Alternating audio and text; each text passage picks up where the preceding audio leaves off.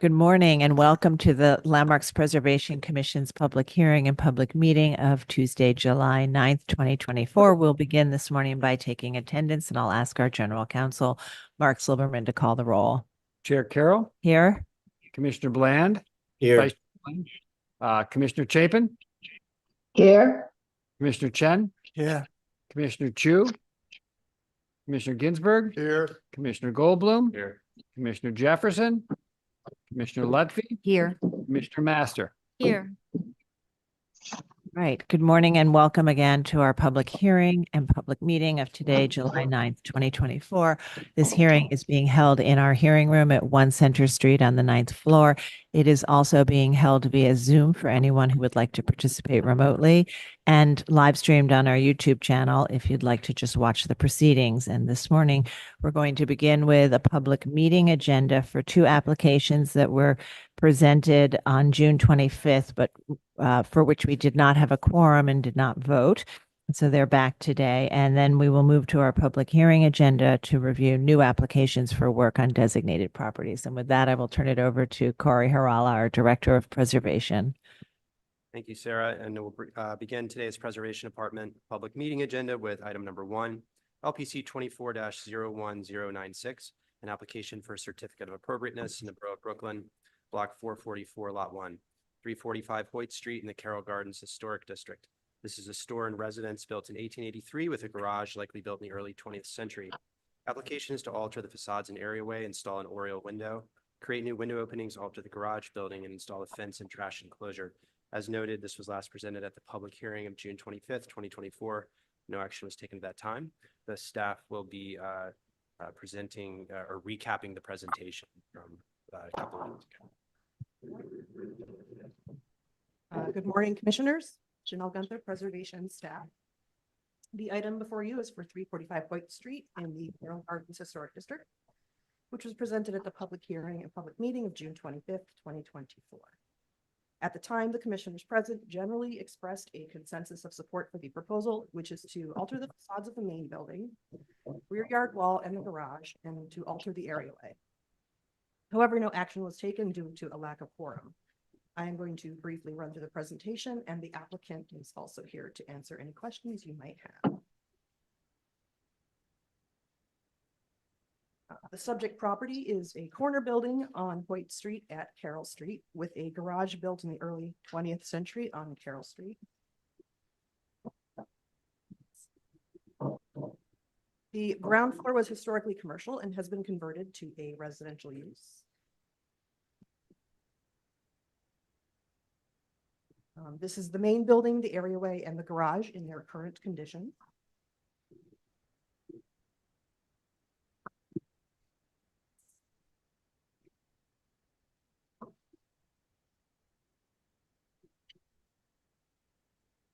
On the right on this slide, you can see the proposed alterations of the Hoyt Street facade, which includes constructing an enfrainment at the ground floor entrance and reinstalling a brownstone tinted stucco band between the first and second floors. The next slide shows some of the adjustments to the enfrainment design from what was originally proposed. At the public hearing, some commissioners were concerned about the proportions and details of the entrance surround, which is shown on the left of the screen. The applicant has revised the proposed design, which is on the right side of the screen. And again, here at a larger scale, the proposed design is on the right.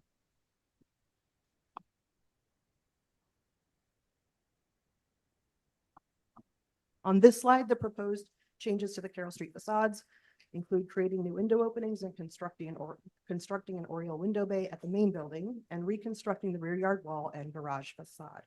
You can also see in the bottom image some of the proposed alterations to the areaway, which includes new ironwork set upon a curb and the construction of a garbage enclosure.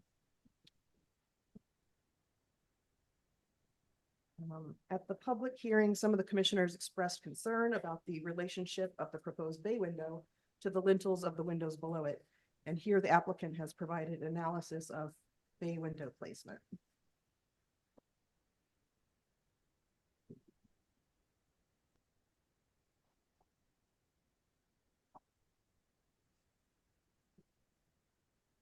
Here is a plan view of the proposed changes at the areaway featuring new pavers and planted areas. And oops. Finally, a rendered view of the proposal at the corner property. The applicant is here to answer any additional questions once the proceedings are open. All right, thank you very much. If there are questions, we'll open up the proceedings so that the applicants can speak. So there are? Yeah. Okay, so let's, Commissioner Chen, would you make a motion to open the proceedings? So moved. Commissioner Ginsburg, would you second that motion? All in favor, say aye. Any opposed? Okay, all right, Commissioner Lutfi?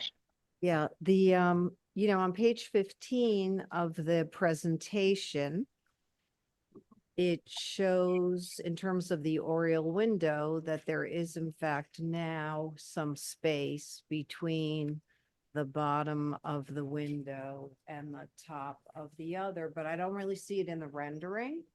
So I just want to emphasize that I think it's very important that the applicant work closely with staff on this. Yeah, would the applicant like to respond?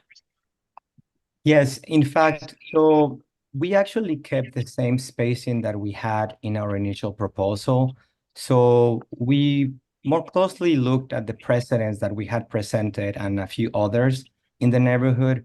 And we were able to corroborate that, in fact, the spacing between the bottom of oriels and windows at the adjacent bottom level is very limited. And as you can see in the analysis we have here, and also we were trying to present that.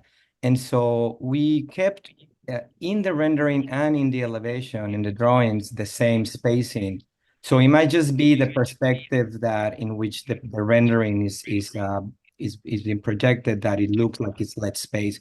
But there's about 8 inches of space, and it's enough space for the height of a stone lintel, which is our typical window lintel in that facade. Okay, well, thank you for clarifying that, because it is it's very hard to read in I understand. All right, any other questions? All right, so if there are no other questions, we'll begin our discussion.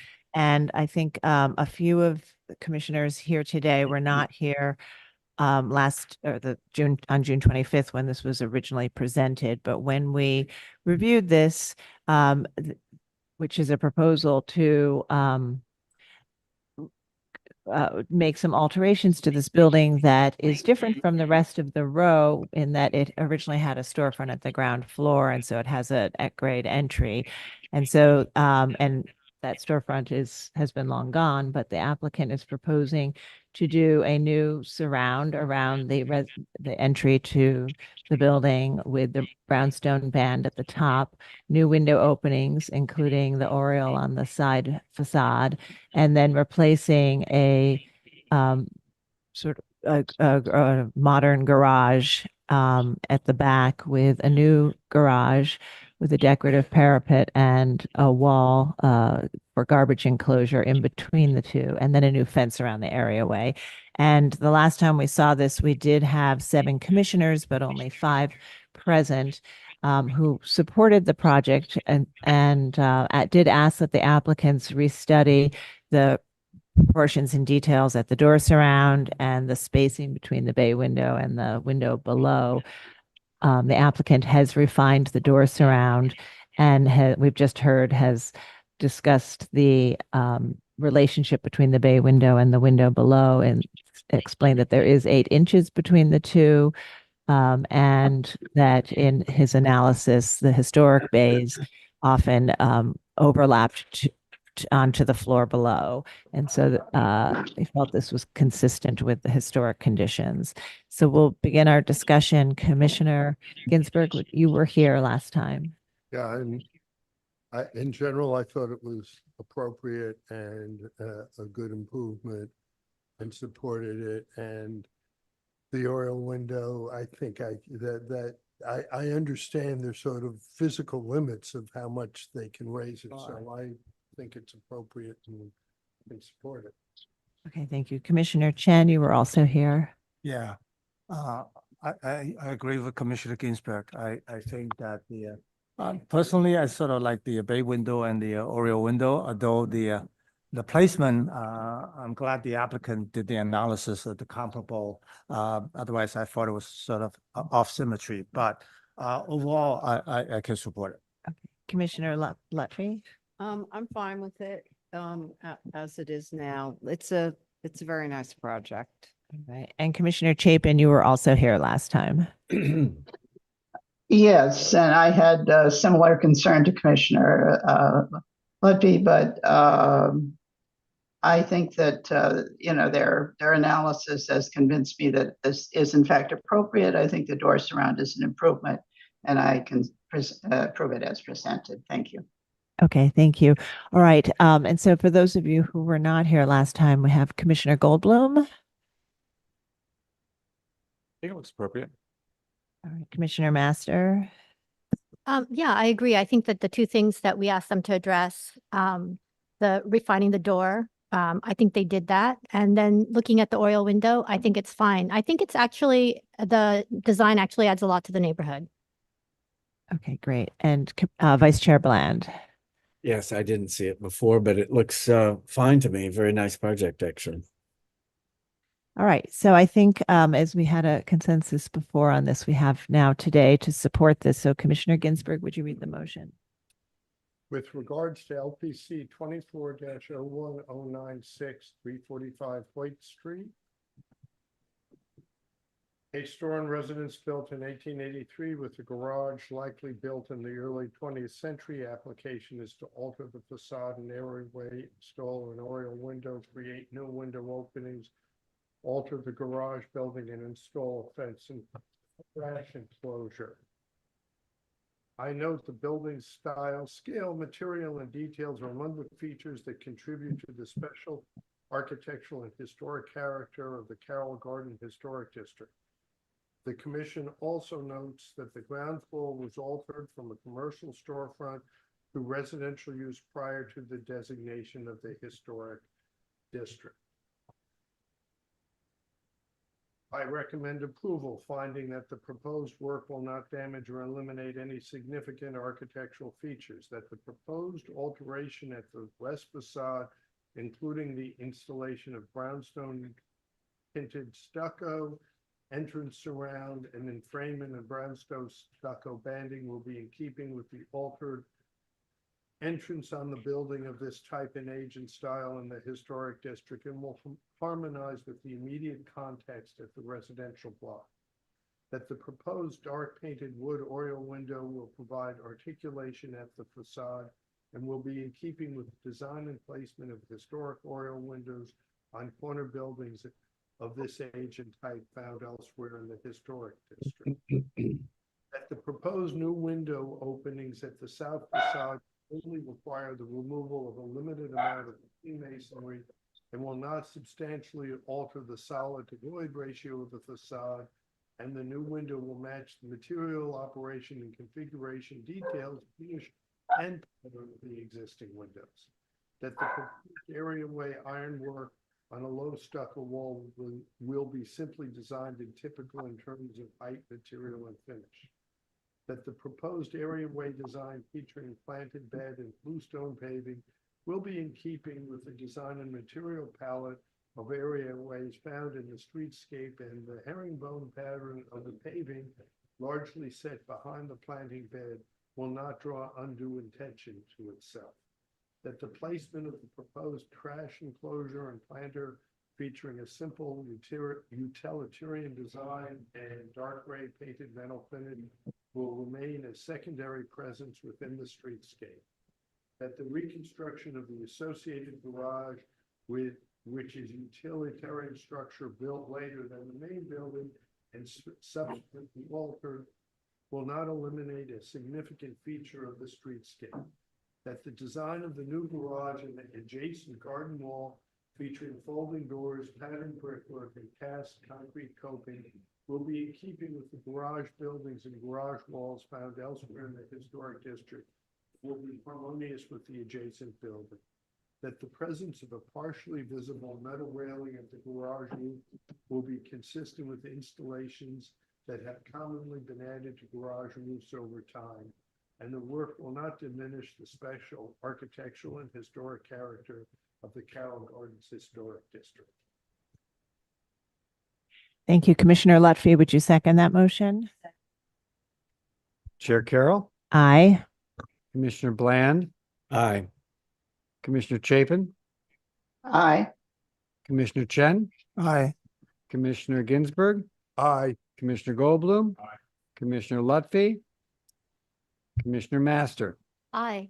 With 8 in favor, none opposed, the motion passes.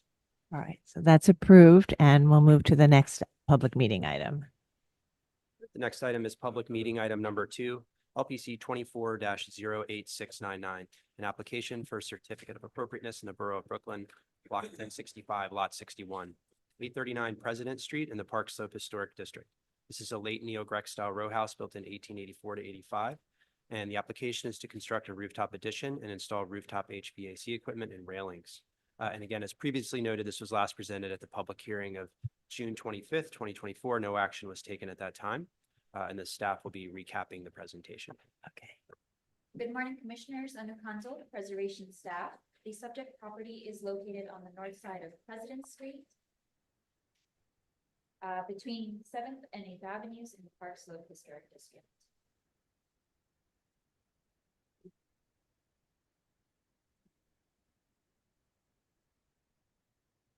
This item was initially presented at the June 25th public hearing. The proposed work includes installing a rooftop addition, HVAC, and a railing at the roof.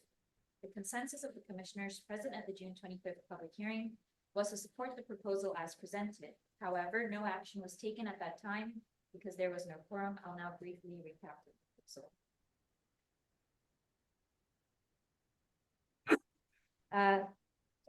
The applicant provided these photographs of the building from President Street following the construction of the mock-up alongside the rendered view. Then looking from 7th Avenue up President Street, the photograph looking at the building, and then the render. Looking from 8th Avenue down President Street, the photograph looking at the building, and then the render. And then this is the view from 7th Avenue looking towards the rear facade of 839 President Street. And then this is the render of the proposed addition on the roof, alongside the mock-up of the proposed addition. In this photograph, this is the HVAC on the addition as indicated as visible. And then this is rendered without the tree that is currently there. This is the render of the addition indicating the materiality.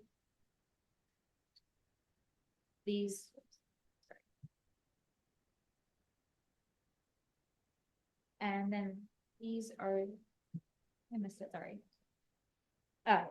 These are the photographs.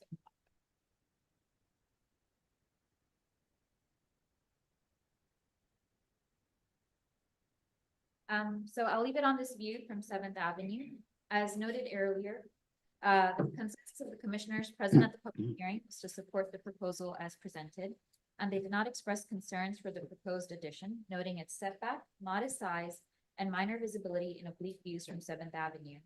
Additionally, there were no expressed concerns for the materiality and finish, noting that it helped the proposed features recede from view. The applicants are available to answer any questions. All right. Thank you very much. We have a question.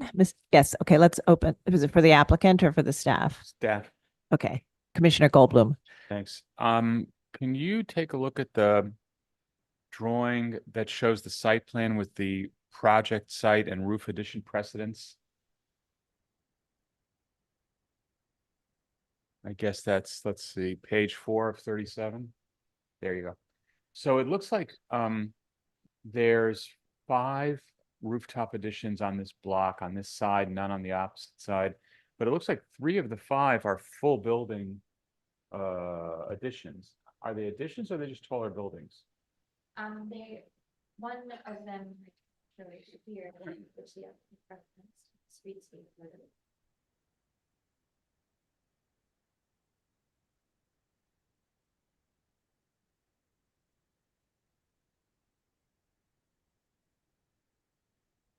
So you just pass it.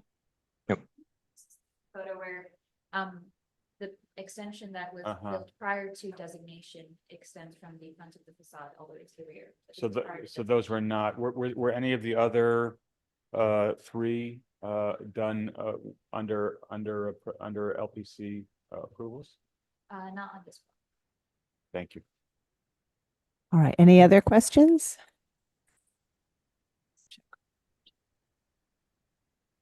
Okay. All right, so as we've heard, this was an application for a rooftop addition that is visible over the rear facade, looking from a one-story commercial building on 7th Avenue, looking into the rear yards.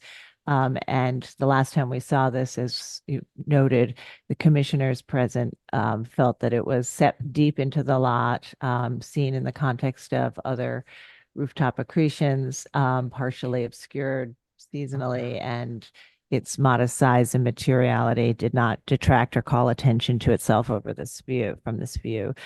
So we'll begin our discussion. Commissioner Chen, you were here last time. Yeah, I think Commissioner Goldblum's point is well taken. I think, given that even though they were done before the district, and that I think in the context of the last hearing, I think this is appropriate. Okay, Commissioner Lutfi? I still think it's appropriate. All right, Commissioner Ginsburg, you were here as well. Appropriate.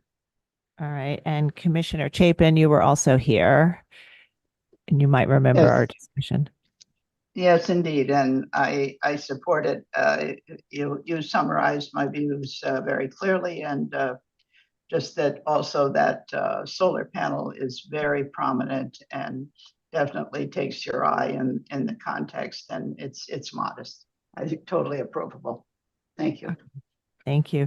All right, and Vice Chair Bland, you were not here last time, but you've heard the discussion today. Right. It's very modest, I think, and therefore appropriate. Thank you, Commissioner Master. Also not here Yeah, last time. I agree. It's appropriate. It's minimally visible from the secondary facade. Okay, thank you. And Commissioner Goldblum. I think I'm going to oppose it. I think that often when we see relatively undeveloped rooftops, and I know that staff can approve it, I personally think that that's something to preserve if there are kind of remarkably uniform blocks. And here, I think the blocks do, to me, look very uniform in that regard, especially if one exempts the ones that are were done before our creation of the district. Okay. All right, understood. Okay, so I think we have enough to approve it as is. Commissioner Chen, would you make the motion? In the matter of LPC 24-08699, 839 President Street, Park Slope Historic District. The application is to construct a rooftop addition, install rooftop HVAC equipment and railings. Noting the building style, scale, materials, and details among the features that contribute to the special architectural and historic character of the Park Slope Historic District, I recommend approval, finding that the proposed work will not alter or eliminate any significant architectural features, that the placement of the rooftop addition setback from the front and rear facades will retain a sense of the building's original scale and massing, that the proposed rooftop addition railings and associated mechanical equipment will not be visible over the primary President Street facade and will only be visible over the rear facade in conjunction with an adjacent secondary facade as oblique views from outside of the historic district and over a one-story building along 7th Avenue. That the gray fiber cement panels and gray stucco cladding will help the addition recede from view and is in keeping with the treatment of the rooftop additions and other accretions found throughout this historic district. That the simple design and black painted finish of the metal railings will allow for a high degree of transparency and will have a discrete presence in the roofscape. That the proposed work will not detract from the special architectural and historic character of the building of the Park Slope Historic District. All right, thank you. Commissioner Lutfi, would you second that motion? And Mark, will you call the vote? Chair Carroll, Aye. Commissioner Bland, Aye. Commissioner Chapin, Aye. Commissioner Chen, Aye. Commissioner Ginsburg, Aye. Commissioner Goldblum, Commissioner Lutfi, Aye. Commissioner Master. Aye. With 7 in favor, and 1 opposed, the motion passes. All right, so that's approved. Thank you. And we'll now move to our public hearing agenda. We'll start with public hearing item number 1, LPC 24-05299, an application for a certificate of appropriateness in the Borough of Manhattan, Block 573, Lot 7502, 69 West 9th Street, aka 426th Avenue in the Greenwich Village Historic District. This is an apartment building built in 1958, and the application is to install fencing with pedestrian and vehicular gates and modify entrance infill and cladding. Good morning, Commissioners. Richard Larry, Preservation Staff. I will be presenting the proposal, and the architect Brian Misano O'Rourke is here to answer any questions. The property, as you can see, is on the corner of the block of West 9th Street and 6th Avenue. But the area of the proposed work is adjacent to the south facade. The building was constructed just before the designation of the historic district. And also, it's worth noting that there's a portion on this facade which is also an entrance to a path tree. Proposal is to install fencing with pedestrian and vehicular gates and to modify entrance infill and cladding. Other work, including reinstalling a sidewalk canopy and enlarging airway planting beds, will be dealt with at staff level.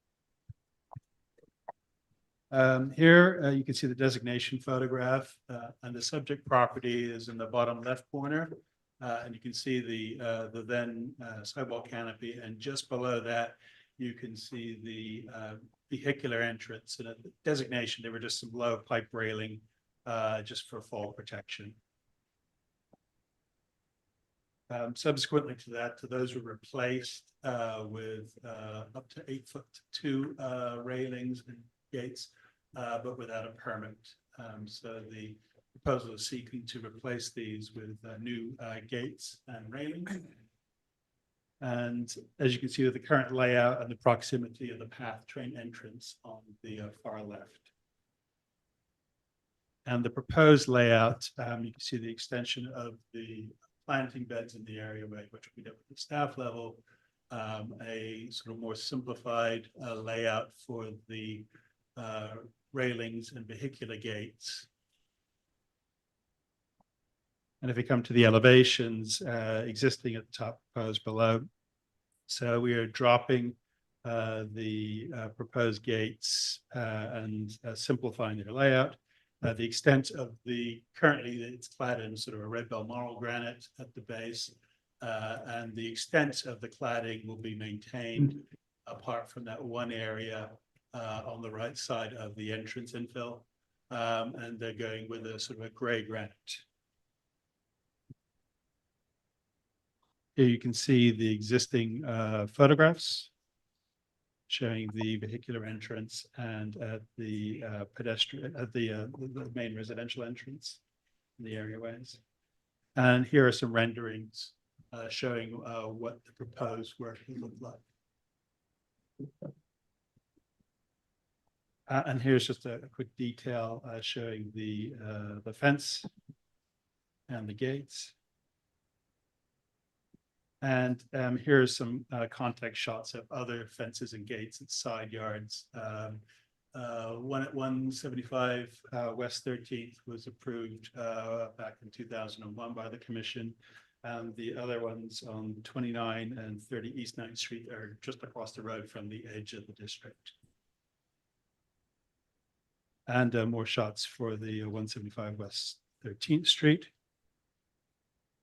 And just a quick sample slide, just showing the proposed granite top and the finish for the proposed fence and gates assemblies. And that's it. And I'll hand you over to Brian Misano if you have any questions. Thank you. All right, do we have questions, commissioners? All right, let me just double check our remote Good morning. commissioners. Good My name's morning. Brian Sauna. Make my sauna work. All right. Have any questions? It doesn't look like we have any questions at this time. Is there anything you'd like to add to Richard's presentation? No. Okay. All right, let's see. We'll see if we have public testimony, and I'll note that there's no one in the room to speak on this item. So I'll turn it over to Gregory Kala to see if we have any remote participants. Thank you, Chair Carroll. We have a couple of remote participants. The first we'll be hearing from is Christina Conroy from the Victorian Society, New York. Christina Conroy, I'm promoting you to panelist right now. And once you're panelist, please unmute your line and state your name for the record. You'll have 3 minutes to speak. Thank you.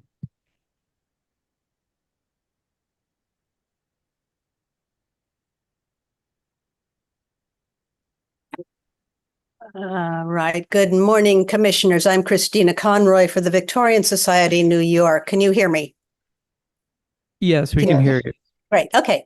So we comment on this application because it teaches a general lesson on how not to alter entrances of protected buildings. This white and rose brick mid-century modern building may not be loved, but one day, before we know it, it will be 100 years old and perhaps a rare example of this type. We believe the design integrity of this building and of all buildings should be respected. Now, the original design provided for a high-quality material at the entrance that reflects the rose brick above. The choice of granite material and color was deliberate. The proposed black granite has no relationship to this building and seems to have dropped in from somewhere else. This is yet another example of an all too common tendency of owners to update and modernize their buildings by redoing entrances, often by stripping off elements and replacing them in styles that don't conform to the rest of the building. This is especially unfortunate as entrances are often the most elaborately and carefully designed parts of the facade. Even on a modernist building like this, where the entrance is simple, we think it's important to respect the original design. The granite facade planters can be replaced with similar stone. The existing iron fence and gate are not significant and can be replaced, but the proposed replacement is worse. I mean, its heavy, closely spaced pickets make it ponderous. Surely something more suitable to a residential building and district can be designed. The applicant's own examples from around the neighborhood are better. Thank you, commissioners. Thank you so much for your testimony. Next up, we'll be hearing from Lucy Levine from the Historic Districts Council. Lucy Levine, I'm promoting you to panelist right now. Please unmute your line and state your name for the record. You'll have 3 minutes to speak. Thank you. Hi, Commissioners. My name is Lucy Levine. I'm speaking on behalf of the Historic Districts Council. HDC finds the proposed change of color and material for this recladding to be inappropriate. We believe the cladding should either be maintained, replaced in kind, or a replacement material should relate more directly to the apartment building spandrel panels. Thank you. Thank you so much for your testimony. I do not see any further hands raised in the attendees list, so I will note for the record that Manhattan Community Board 2 recommends approval of the planters, gates, marquee, and doors, and approval of the cladding of a portion of the facade with the sheets of mottled stone, provided that it is installed in a manner that gives the appearance of a solid covering without noticeable joints. And with that, I'll bring it back to you, Chair Carroll. Okay, thank you. So we've heard comments that the granite that you selected doesn't relate to the materiality of the building above. And would you like to respond to those comments and why you chose this granite?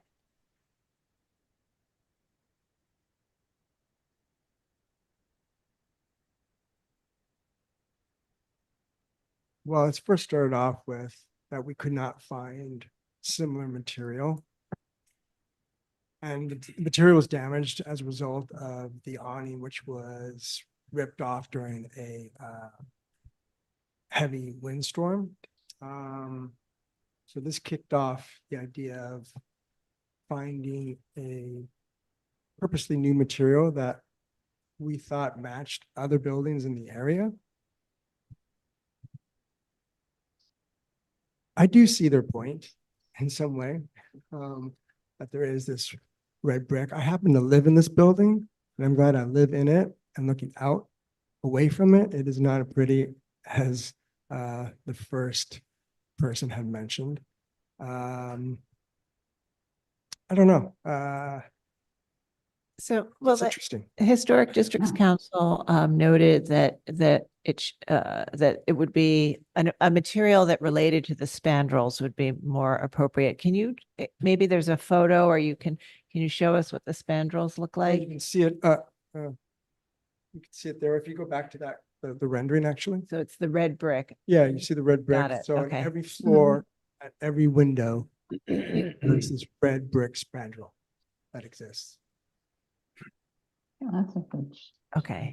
Just to offer one other point of clarity, this is a large corner building, and that stone cladding really only exists on what you see here. As you wrap around the corner to the avenue, it's storefronts that are like a clear finished aluminum with black bulkheads currently.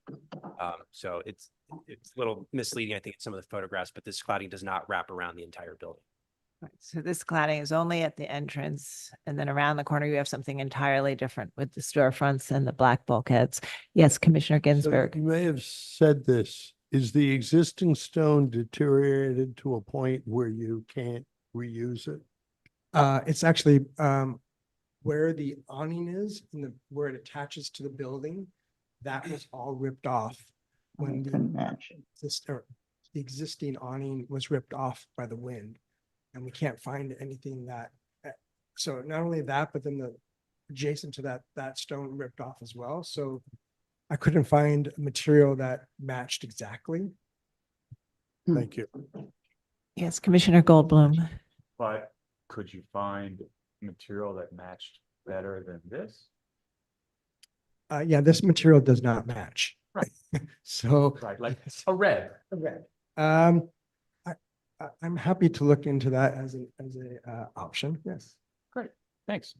Okay, and I'm looking at Street View, and I see that those bulkheads on the storefront, including at the corner, are a very dark gray. They're not quite black. So I don't know how your proposed granite, did you think about it in the context of the storefront bulkheads? And is that a relationship you were making? No, I Okay. really wanted something that was light and less poppy. Both from the existing material and from the material that's on 6th Avenue. Okay, That was the intent. Okay. okay. Let me just go to my screen and see where remote commissioners are. All right, commissioners, any final questions? All right, let's close the hearing and begin our So discussion. did you want me to respond to that question about the fence at all? Yes, the fence, and also actually the community board did support the granite that you're proposing, but asked that there be Slabs. no joints. Yeah. So, Yeah, I saw that. okay. So the fence, I think, actually, I'm much more opinionated about the gates. The gates at the moment are horrible. I don't agree with the first person's assessment of the gates around the area. Just because they exist does not mean that they're necessarily well designed. And I think that this is a very simple, minimal, much more purposeful design than the others. Okay. Is there a drawing of the fence as well? Because I think the rendering also may make it look a little more dense. It is a little more, so I agree with her that it is a little more dense than the others, but it's purposely more dense because frankly, I don't want to look down. I don't find looking down at the ramp and at the garage a necessarily pleasing aesthetic. Okay. All right. So I think if there are no other questions, we'll move to our discussion. Commissioner Master, would you make a motion to close the hearing? So moved. Thank you. And Commissioner Goldblum, would you second that motion? All in favor, say aye. Aye. Aye. Any opposed? Okay, the hearing is closed and this is a building in Greenwich Village that is not a building for which the district was designated. It currently has storefronts on 6th Avenue and there's red granite around the entrance. The applicant is proposing to replace the red granite with a gray granite, including the planters along the areaway and installing a fence between the apartment building and the house to the east to enclose the ramp down to the service yard. And so we'll begin our discussion. Commissioner Chapin, would you like to start this one? Yeah, sure. Thank you, Sarah.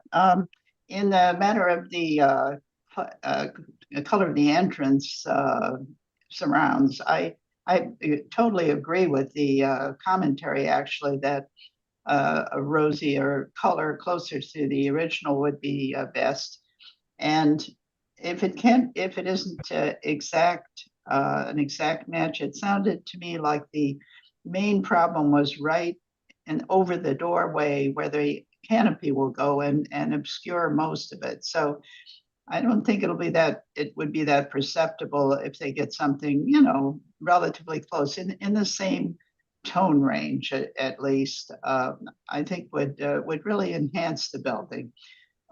So I think that would be much better than the gray that has been proposed.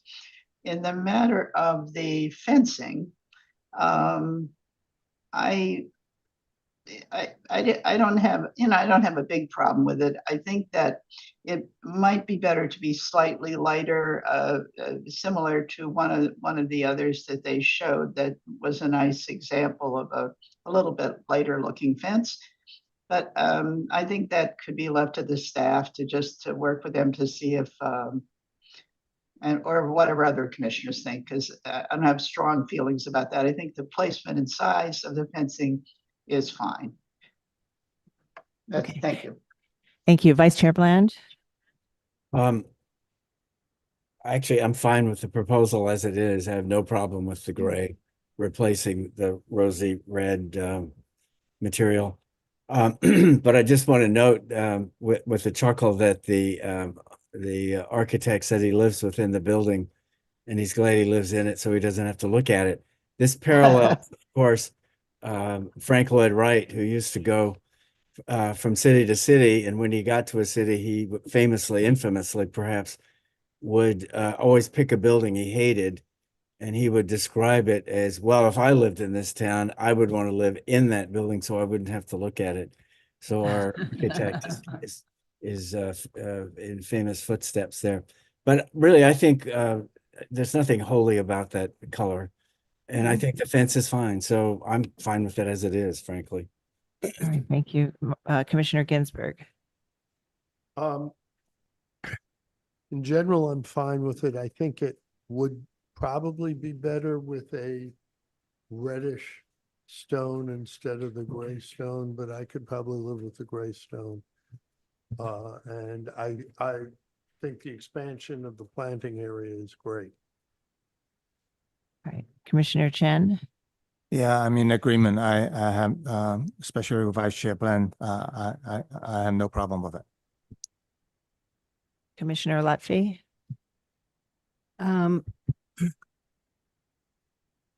So I'm very familiar with this building. I pass it all the time. It is not one of the buildings for which the district was designated. It's non-contributing. No, it is, just in terms of the public commentary, it certainly is a period piece. Although not all period pieces are ones that, we admire. I happen to, I think it's unfortunate that if stone is not available But, despite everything I just said, however, I'm really not in favor of getting something that kind of matches. I think it could look even worse. It doesn't really hit the ground in this particular location in a very inviting and attractive way.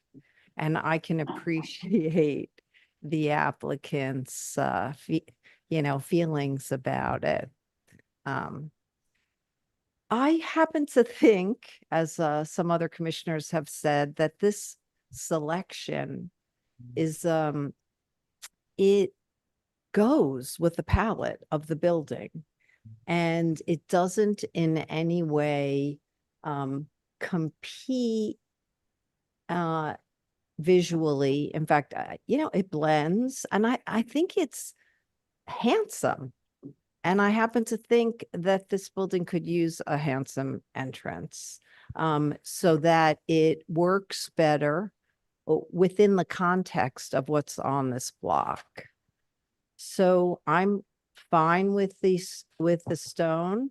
I think the awning is very simple and kind of elegant.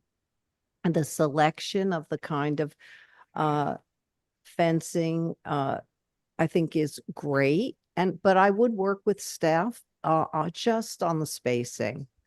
It might be a little tight, so there could be a little room there. Okay, thank you. And I think, as you talked about this, how this relates within the streetscape, I think that's often how we have looked at buildings that are not buildings for which the district was designated, that are sort of non-contributing. We look at the changes within the context of the streetscape. And I think I was also persuaded when I saw the dark gray bulkheads, and I felt that there was a relationship to the rest of the street that tied at the street level and the street context. Commissioner Master? Yeah, so this is kind of interesting. I found Commissioner Chapin's comments very compelling. And yet, it's a very limited area where you do have the gray. And, given that there is other types of this type of coloring in the streetscape, I think it's fine. I'm okay with it. And I'm okay with the fencing as well. Okay. Commissioner Goldblum? Thank you. I think the fencing is fine. I think the planters are fine. I feel strongly that a red brown is the way to go. I'll betcha that this was a contextual move at the time. And if you look at the streetscape, it's red brick, red to brown brick.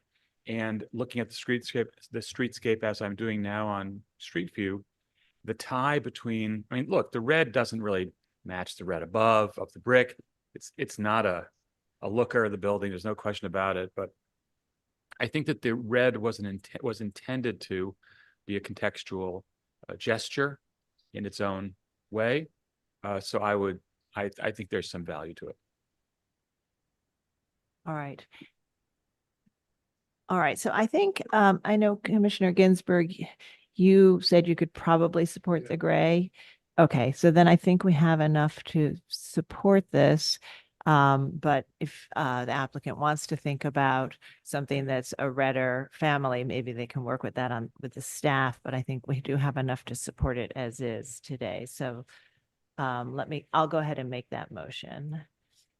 All right. So in the docket, matter of docket number 24-05-299-69 West 9th Street in the Greenwich Village Historic District, an apartment building built in 1958. This is an application to install fencing with pedestrian and vehicular gates and modify entrance infill and cladding. And I recommend approval, finding that the work will not eliminate any significant architectural features from the building or the streetscape, that the proposed fence and gate assembly is simple and uniform in design and will be in keeping with assemblies commonly found at service yards of apartment buildings of this size within this historic district in terms of its placement, material, and finish, that the proposed gray granite replacement cladding will have a simple joint pattern and neutral finish and is compatible with the existing materials and finishes found on the building. The installation of a new window through the masonry adjacent to the main building entrance will be a modest change and will be in keeping with the residential character and scale of modern entrances found in apartment buildings within this historic district, and that the cumulative effect of these changes will not detract from the exterior architectural features of the building or the streetscape. However, I recommend that the applicant work with the staff to finalize the spacing between the pickets to ensure some level of transparency. All right, Commissioner Lutfi, would you second that motion? Second. Mark, will you call the vote? Chair Carroll, Aye. Commissioner Bland, Aye. Commissioner Chapin,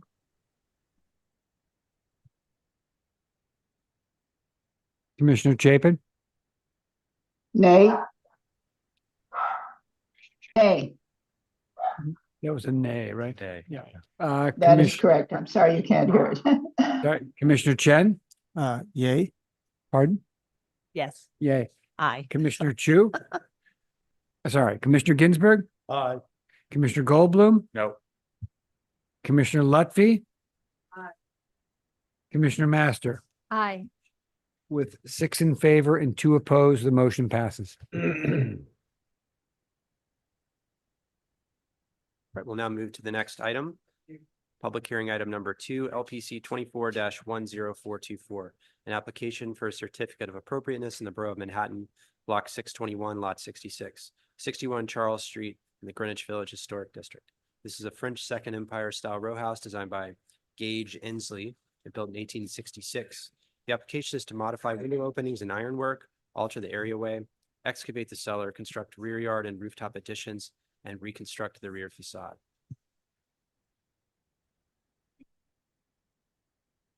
Good morning. My name is Patrick Plunkett. I'm the architect for this project at 61 Charles Street. Just navigating my, okay. Thank you. Yeah, it was great. Okay.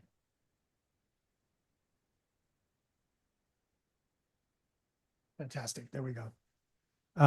This is a row house on Charles Street in the Greenwich Village Historic District. There's a slide showing the location in the district. Site plan, the existing site plan is there on the left and our proposed site plan on the right.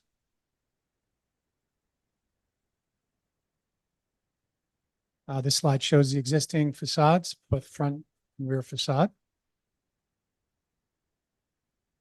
This slide shows block elevations showing the position of 61 on the north side of the block.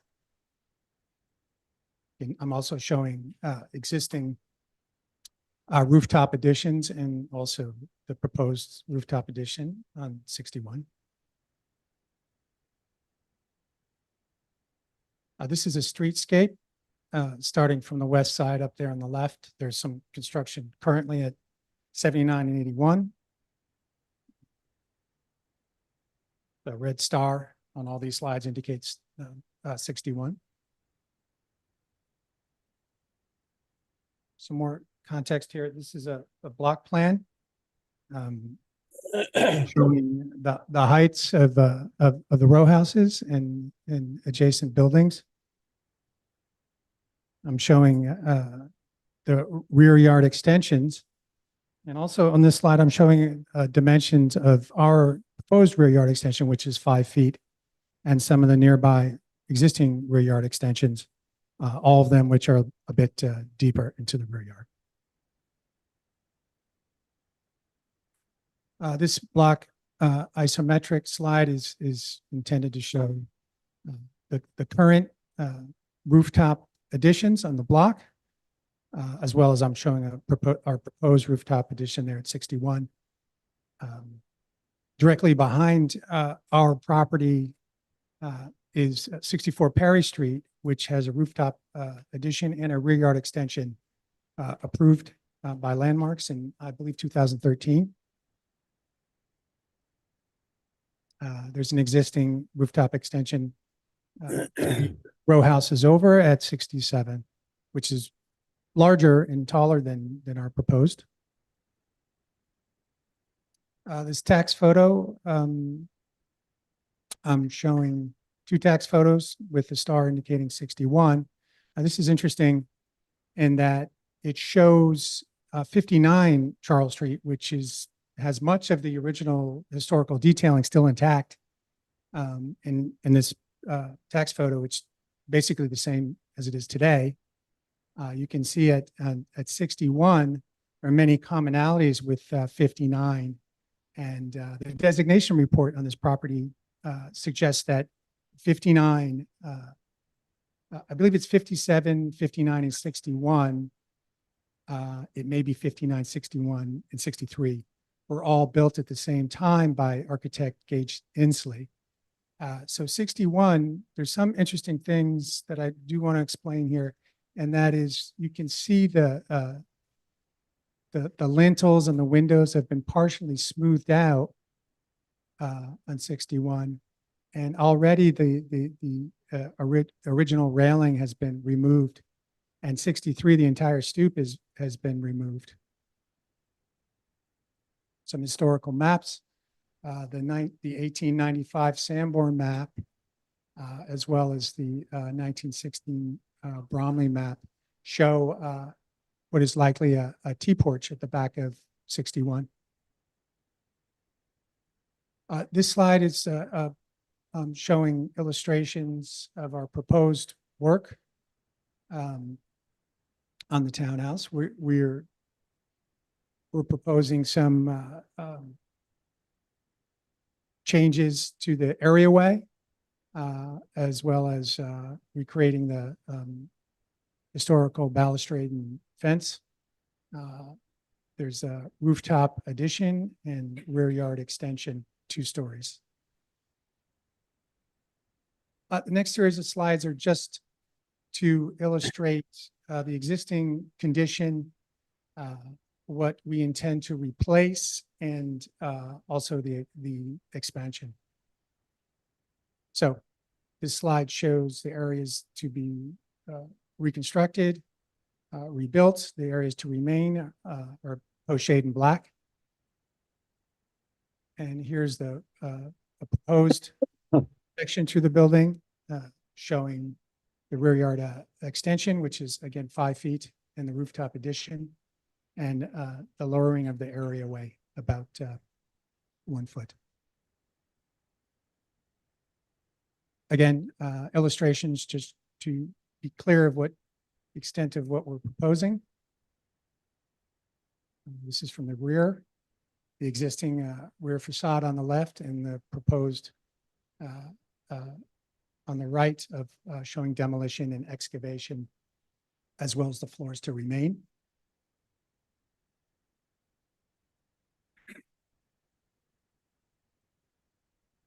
This building section here shows more detail, and you can see again, the extension is 5 feet.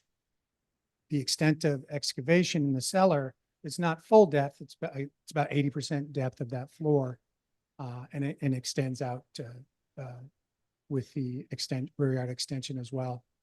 The rooftop addition is not visible from a public thoroughfare.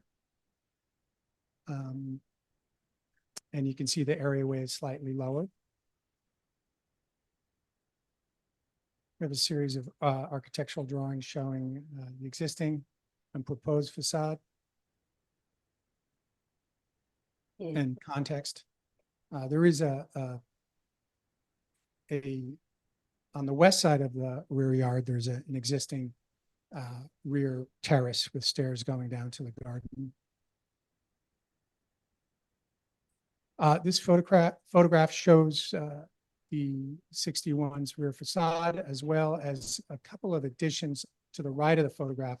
You can see at 67, that's about an 8 foot deep, 2-story extension.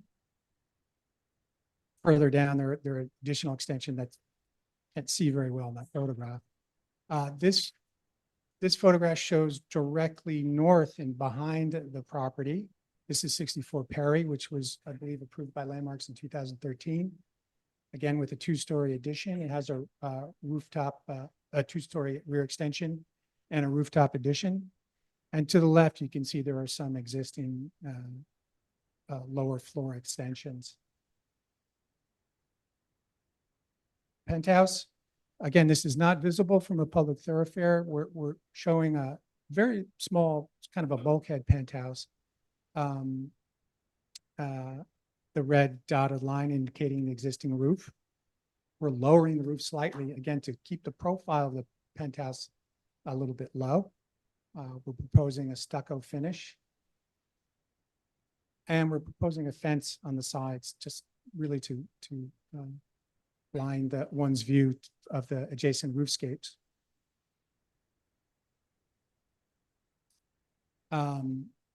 Again, the penthouse. As I mentioned, the penthouse is not visible. We had constructed a mock-up and took some photographs, which I'm showing you now. The bottom right photograph, you can see there's a little fence. That is at 57, the fence. And that is visible, but 61 is to the left of that photograph, a little bit beyond. Photographs of the mock-up. Whoops, what did I do? Okay. We have an illustration, a rendering over the mock-up just to clarify the details.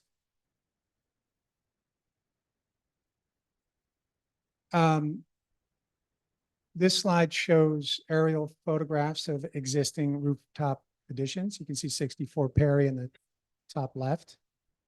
On the bottom left, that's 67 Charles.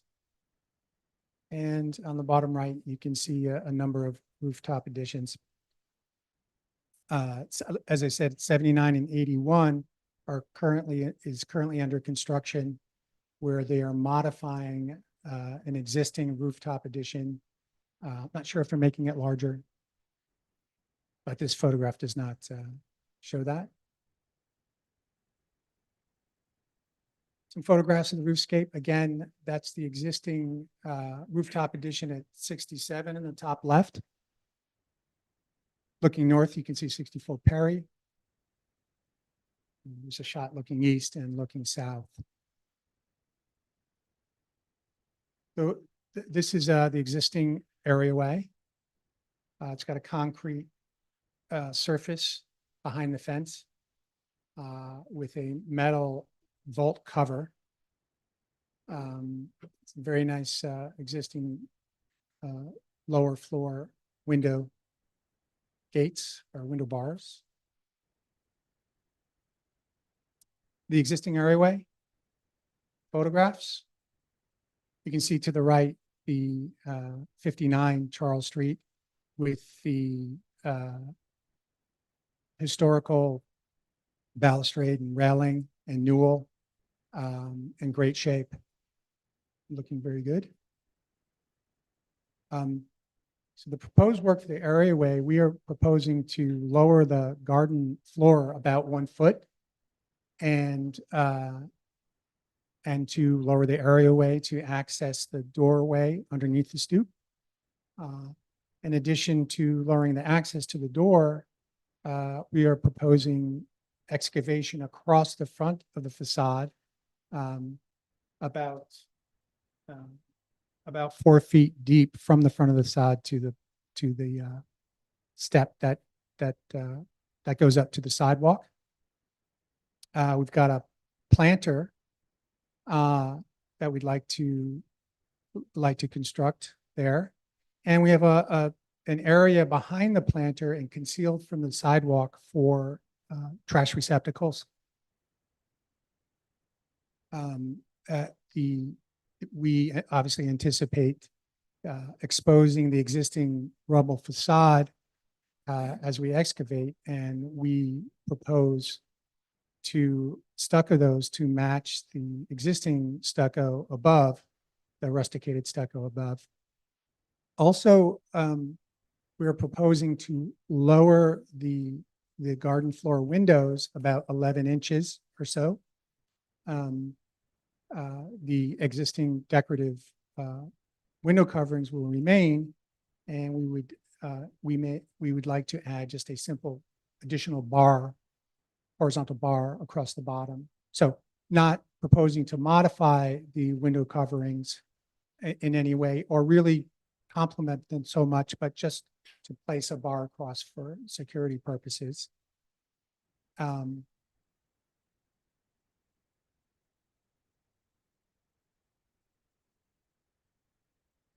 precedent for this excavation work at the areaway, I'm showing you 258 West 4th Street.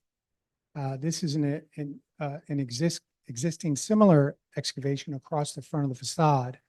You can see I'm showing a tax photograph, and apparently this has been the condition here since the tax photograph. We'd like to do something very similar to this. Another couple of areaway redos are on Charles Street towards the east. These are two projects. Both were approved by LPC in 2013. And again, these both show lowered areaways with a similar configuration as what we are proposing. You can see in the tax photographs for both these locations, the stoop had been removed. The next series of slides are architectural drawings.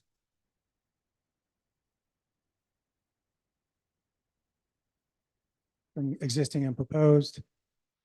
For materials, I have a series of slides here showing materials. On the top left, that we're showing a brick for the extension. This is sort of a weathered white, lighter colored brick. We've got zinc coated copper, which would be the fascia on the penthouse. The stone is for pavers. There's a couple of fixtures here in the front facade. We've got a sconce for the areaway and a door station, and different paint colors for the fence and the windows. It's stucco, and also we've got the color for the stucco penthouse. These following illustrations just sort of take those images and place them at the different proposed areas of the house. And that's the end of the presentation. I do have an appendix with some additional information okay. that you may. Thank you. find Commissioners, useful. do we have any questions? Yes, Commissioner Ginsburg. So in the cellar, you have a room called the garage, which clearly is not a car garage. What is it? Yeah, that would be a garage for bicycles and electric Might be scooters and clear- that kind of thing. Clearer to call it a. Yeah, bike. that's probably a good idea. Okay. Vice Chair Bland? It appears as if you are demolishing the entirety of the rear wall. Is that right? And if so, why? Yes, that's correct. We are proposing to remove the rear wall. And the reason is really logistics. We're also proposing to reconstruct the top floor of the rear wall in its existing configuration, including the location of the windows, the corbelled brick cornice. So the purpose of doing this is really logistics. It's to and also to essentially fix any damage or decay that might be might exist in that top portion of the facade. So, I think in my view, rebuilding it into its existing configuration ensures that it'll be in its historical configuration for hopefully the next 160 years. have you done a conditions assessment of the upper portion of this facade to Yes. understand the conditions? Yes. So the conditions assessments states that there are no real visible serious damage currently to them. Okay. All right. Other questions? Commissioner, no. Okay. I think don't have any more questions at this time, but we may Okay. after public testimony. Is there anyone in the room who would like to speak on this item? Noting that there isn't, I'll turn it over to Gregory Kala to see if we have any remote participants. Thank you, Chair Carroll. We have one remote participant with their hand raised, that being Chloe Gregoire from Village Preservation. Chloe Gregoire, I'm promoting you to panelist right now. And please unmute your line and state your name for the record. You'll have 3 minutes to speak. Thank you. Good day, Commissioners. My name is Chloe Gregoire, and I'm speaking on behalf of Village Preservation. Thank you for the opportunity to testify. The applicants should not be permitted to fully demolish the historic rear facade of this row house, which is part of an intact row.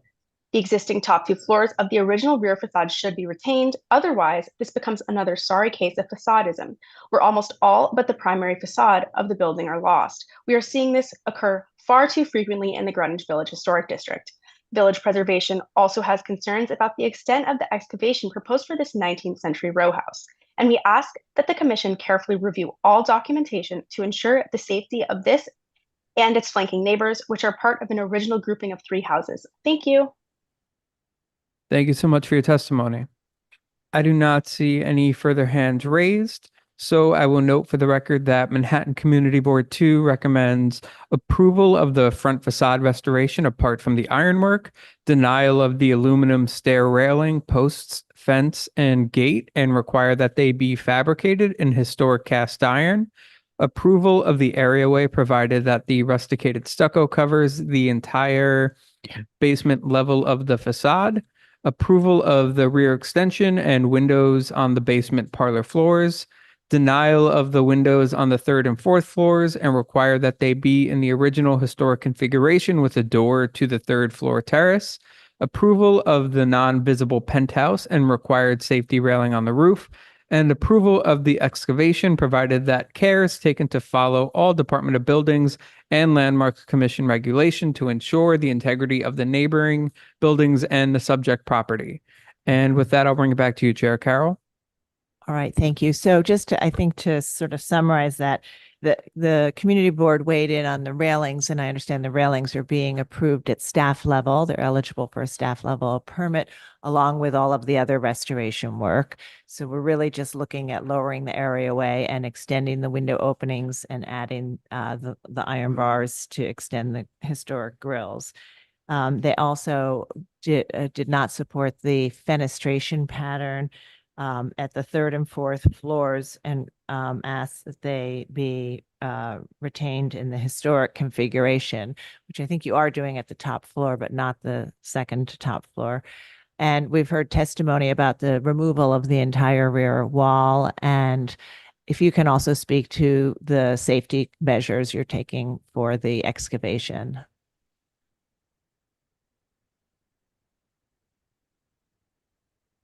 Thank you. First off, for the rear facade, at the community board meeting, I did get some feedback about the proposed work at the time.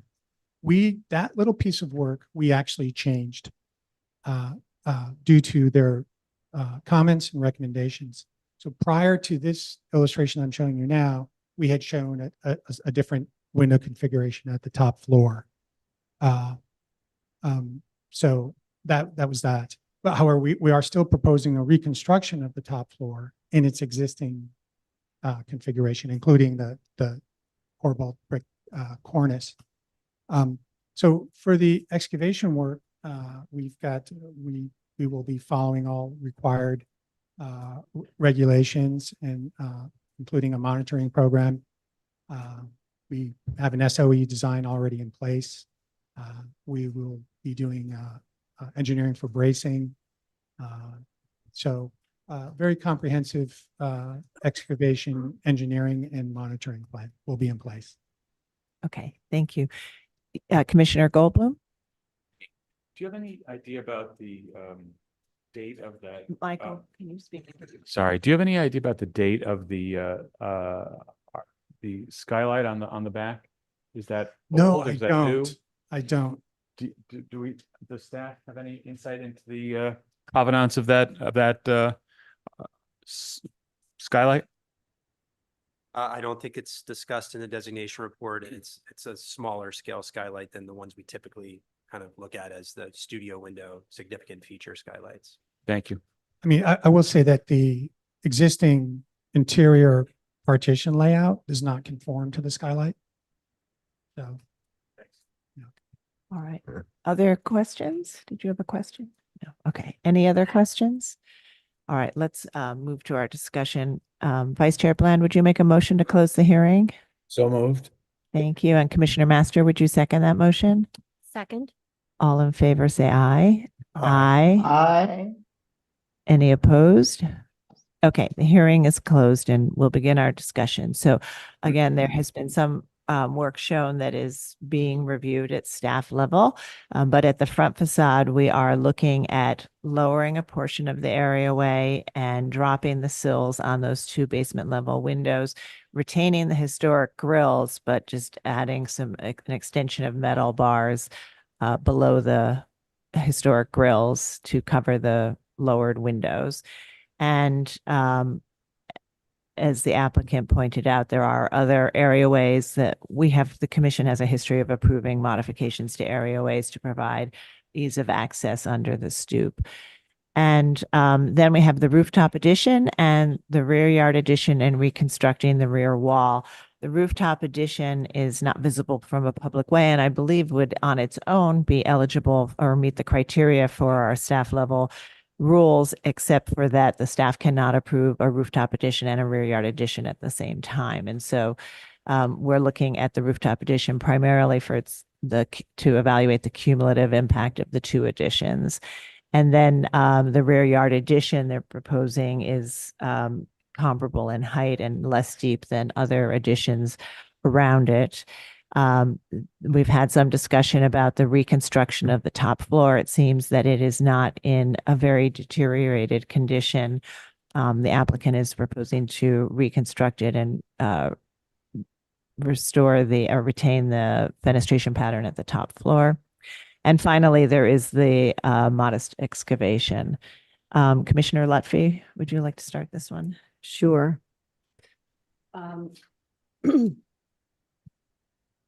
So first, I'd like to thank the applicant for their presentation. And I'd like to say overall that with respect to what we see sometimes in terms of applications in this neighborhood, this is generally modest. And so I truly appreciate it. On the front side of the building, the applicant has demonstrated that there are within the surrounding buildings, areaways that have been lowered. And so I can accept this, and I think it's being done in a very thoughtful, attractive way.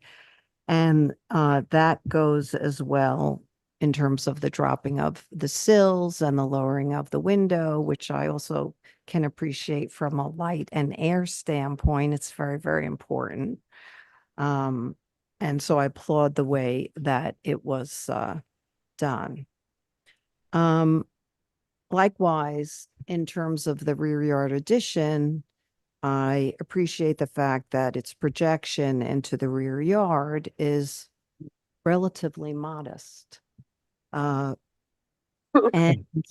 I think that on the first two floors, in terms of what's being, meaning the ground floor and the parlor, what's being proposed is very consistent with what we've approved. Now, despite the fact that nothing is visible. I think what's happening at the floor below the top floor is not really consistent with what we approve, and it's not really consistent with what we're seeing in the photos in other in the rear yards of the other buildings in the neighborhood. So I would like to recommend that the applicant retain the windows on that second floor. And also that the wall not be completely taken down. I mean, this is a historic material. We like to try to preserve it. And the applicant has confirmed that there really are no problems with the integrity of the rear facade of this building.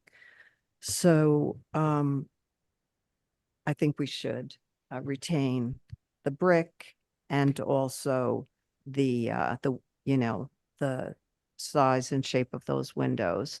And finally, I'd like to say that I think the rooftop addition is very well done. It's very modest and it's not visible. And I could approve that. Okay, thank you. Commissioner Master? I think Commissioner Lutfi was very eloquent, and I agree with all of her comments. I think the front facade is well done, and the modifying the window openings makes a lot of sense. I think the excavation is fairly modest. The rear yard addition also is modest, and the lower two levels is very typical of what we approve. The only perhaps issue might be what I would call the third and fourth floor. And if we can keep the fenestration, and if there's a way to keep the material, the historic facade as it is on the upper two floors, I think that the applicant should try to do that. And the rooftop addition is appropriate. Okay, thank you. And just with respect to the third or second floor window opening, the staff can approve combining two openings. So just we have allowed combinations above that at that level, but at staff level they can combine two of the openings and keep one. So that is something for you all to just have in your mind as you comment. Commissioner Goldblum? I agree with Jean. I think that in general the work on the front facade is exemplary. The areaway, all good. Windows. I agree that the rear yard addition is appropriate in its size and its materiality and its design. I'm okay with the second floor windows being well within the kind of thing I've seen approved here, but it certainly would be better in the way that Jean describes it. And it would even be better if they just combined two and left one. I'll leave that up to them, but I could support that as is. Certainly can't demolish the entire back wall from the top of the first floor up to the current roof. That should be kept, preserved, and restored with modifications made as needed. And I would urge the applicant, even if it's something that we're not going to protect, that they consider maintaining some of that north light skylight. It is a distinctive feature in the district, and it's probably worth considering. All right, Commissioner Ginsburg? In general, I agree with my fellow commissioners. I just add a note on that. What is it, second floor, that extending one of the windows to make a door for access for the terrace would be totally appropriate, and potentially combining two of the windows would be fine. And I just add with Commissioner Goldblum, you've got perfectly good existing historic material, and that should be preserved, and I don't see why it can't be preserved. Just requires some structure to support it. Okay, Commissioner Chen? Yeah, I'm in agreement with all the commission's comments. We approve areaway. The facade is well done, and no problem with the rooftop. I think the rear facade, and that we should really try to preserve the historic material as much as we can, and it's in keeping with the LPC tradition. So, Okay. All right, Commissioner Chapin? Yeah, I agree with other commissioners' comments. I think in general, it's fine. And I don't have any problem with the first two floors in the back or even the third floor window fenestration. I think that's in keeping with things we've permitted before. But I think that that the entire back wall should not be demolished in effect. And we need to have a restriction on that aspect, but otherwise I can approve it. Okay, and Vice Chair Bland? Yes, finally. So I'm in agreement as well. Nice job and great graphics, by the way. I think what Diana just said is channels my thought too, that the third floor in the rear could look like this. However, I do think that the top two floors need to be retained as existing, an existing situation, not demolish the entire back wall of the building. But I could go further than just allowing two of the windows to be combined. But I'm not sure you have the votes to do that, so it may just revert to what you can do by staff. Okay, thank you. Yeah, and I also agree that it's really the second floor, although we're calling it the third floor, is consistent with other approvals. But I think you're right. I think there are only 5 of us who would support that. So I think what we can do is we can make a motion to approve this proposal with the modification that the top 2 floors be retained, and that the windows at the second floor be either retained in their historic configuration or modified pursuant to the rules for staff approval. Or modified in the same way that the rules would allow. Yeah, okay. Okay. I think we might have lost a vote.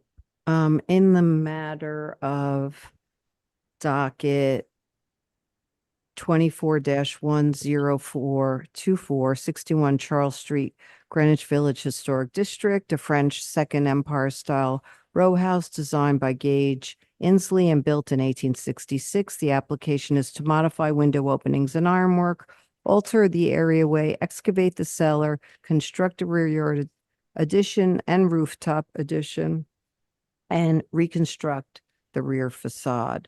I note that the building's style, scale, materials, and details are among the features that contribute to the special architectural and historic character of the Greenwich Village Historic District. I recommend approval with modifications, finding that the proposed slight lowering of the basement window openings at the Charles Street facade, which will be only minimally perceptible from the sidewalk, will only remove a small amount of historic masonry, and the historic window security guards will be retained. That the new windows at the enlarged basement openings will match the material, operation, configuration, details, finish, and pattern of the existing windows at the floors above.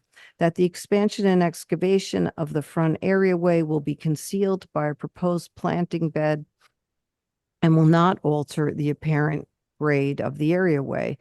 That the proposed areaway design featuring planting beds, garbage enclosures, and brownstone paving will be in keeping with the design and material palette of areaways found in the streetscape and will not draw undue attention to itself. That the proposed combined windows at the second floor of the rear facade will not be visible from any public thoroughfare and will not substantially alter the solid to void ratio at this portion of the facade. That the proposed rear yard addition will not be visible from any public thoroughfare and will be in keeping with the depth and height of other rear yard additions found within the block. That the design and materiality of the rear yard addition featuring brick cladding and metal window and door assemblies will be in keeping with the scale materials and residential character of the building and other buildings in the block, that the proposed rooftop addition setback from the front and rear facades will not be visible from any public thoroughfare and will maintain a sense of the building's original massing, that the materiality of the rooftop addition featuring off-white stucco and a metal fascia will be in keeping with the treatment of rooftop additions and other accretions found throughout the historic district, that the cumulative effect of the added volume of the proposed rooftop and rear yard additions will not overwhelm the building or the surrounding buildings in the block, that the excavated area of the rear yard will be limited to the immediate area adjacent to the addition and will not impact the shared garden space within the block, and that the proposed excavation will be completed in compliance with Department of Buildings regulations under the supervision of a licensed professional engineer to protect the building's facades and those adjacent buildings. However, I find that there is really no documentation of deteriorated conditions that warrant reconstruction of the historic rear facade at the second and third floors. So I recommend that the rear facade at the second and third floors be retained, that the applicant make modifications to the second floor in compliance with the rules regarding this, and that the applicant provide weekly engineering reports until the work at the rear is complete. Right. Commissioner Chen, would you second that motion? Second. All right, Mark, will you call the vote? Chair Carroll, Aye. Vice Chair Bland, Aye. Commissioner Chapin, Aye. Commissioner Chen, Aye. Commissioner Ginsburg. Aye. Commissioner Goldblum. Aye. Commissioner Lutfi, Aye. Commissioner Master. Aye. 8 in favor, none opposed. The motion passes. All right, that's approved. And please continue to work with the staff on all of it, including the windows at the second floor. All right, we'll move to the next item. Next item is public hearing item number 3, LPC 24-09918. An application for a certificate of appropriateness in the Borough of Manhattan, Block 448, Lot 7. 48.5 East 7th Street in the East Village, Lower East Side Historic District. This is an Italianate style tenement building with neo-Greek style elements built circa 1875 to 76. And the application is to replace primary entrance doors and storefront infill.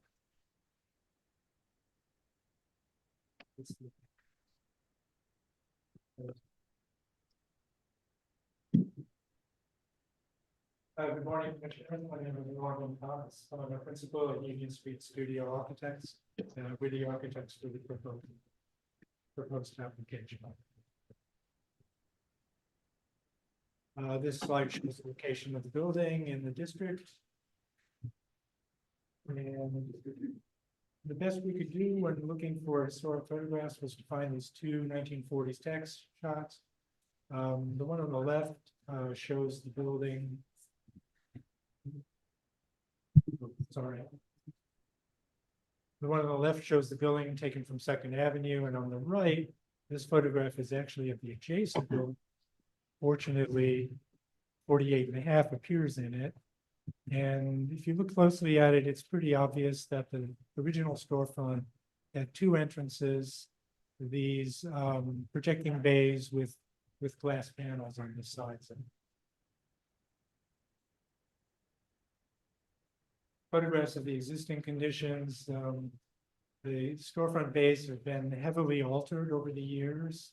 And, with repairs, they're not in good condition. Some of the repairs have been quite poor. And you can see here that the entrance that's on the eastern side of it has been closed up. And on the western side, it's still there, but it's quite narrow. These are some close-up shots of the conditions at the storefront. On the upper left is the building entrance, which we're also proposing to be replaced. Lower left is a photograph of the cast iron column. These are some close-ups that show the condition of the building or condition of the storefront across the top. We probed the cornice above the projecting bays to look inside. And what we found was kind of interesting. The two left photographs show the conditions that are above the glass projecting bays. And the two right photographs show the condition that's above building entrance. So above the projecting bays, there's a steel beam, which seems to span the right hand or the west storefront, and a brick arch, which spans the east storefront. And then above the building entrance, we discovered this wood with some moldings, and you can see where brackets have been removed. So apparently at one time there was a decorative storefront right on the brick of the building projected. These are photographs of the existing building entrance to the residential portion of the building. Existing pair of doors, close-up of the door, and the paneled returns at the entrance. The top drawing is a plan of the existing conditions. And this is an elevation view of the existing conditions.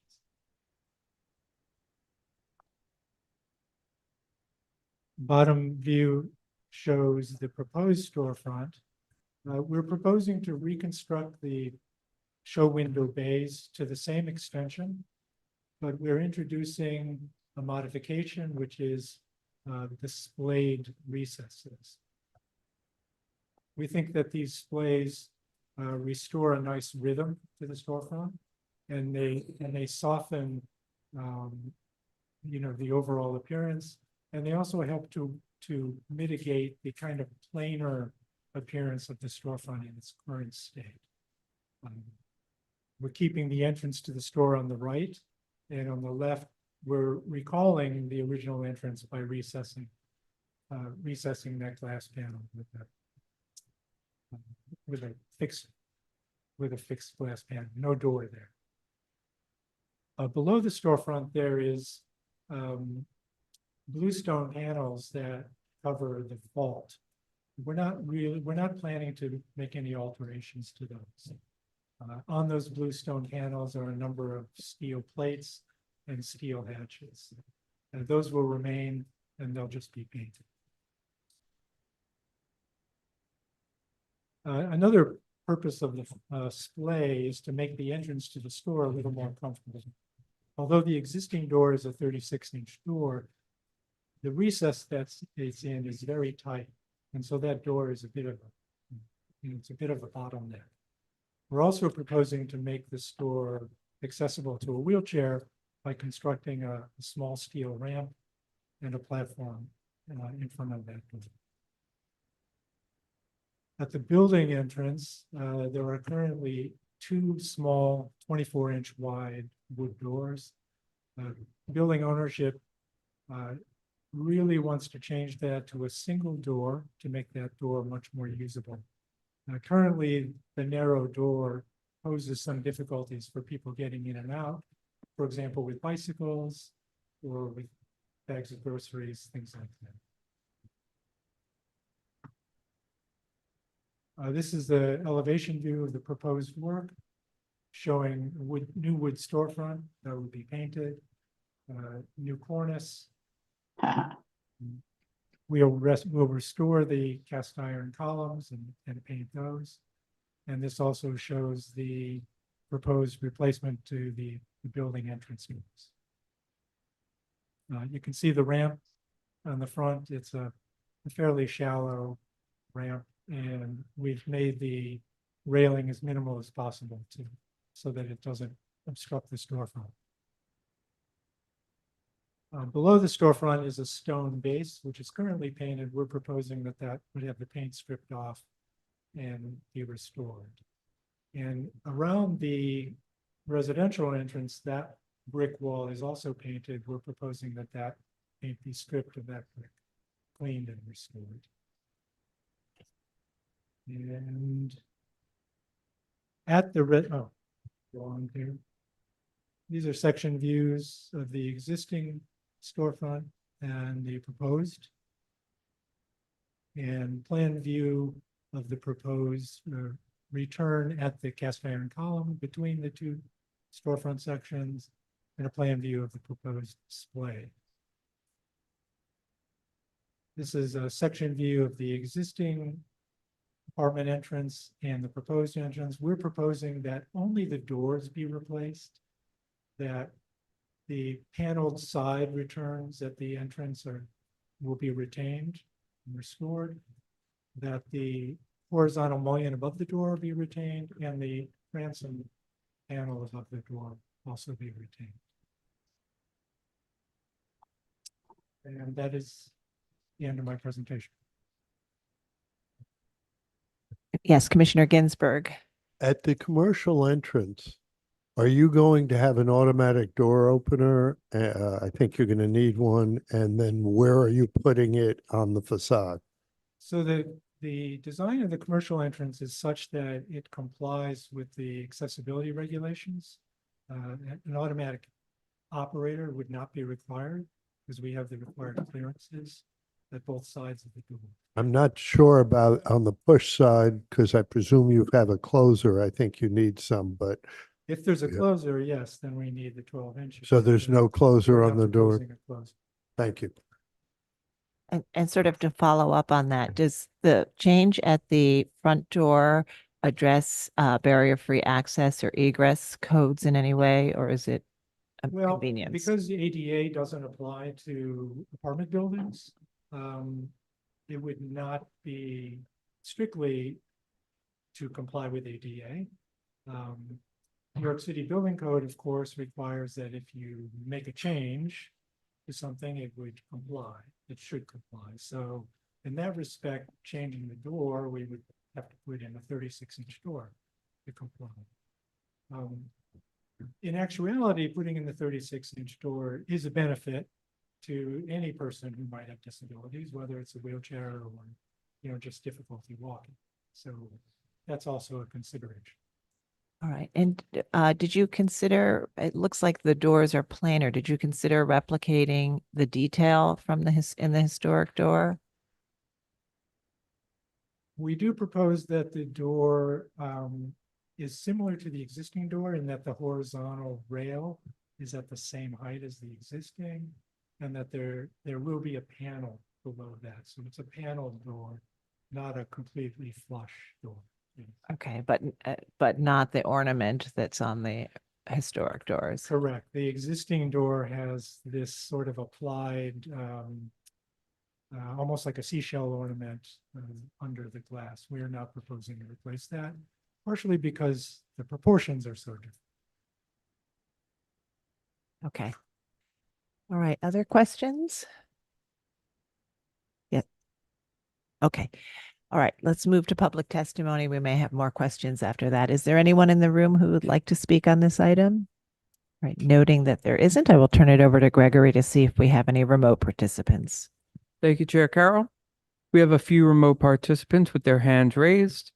The first being Christina Conroy from the Victorian Society in New York. Christina Conroy, I've promoted you to panelist. Please unmute your line and state your name for the record. You'll have 3 minutes to speak. Thank you.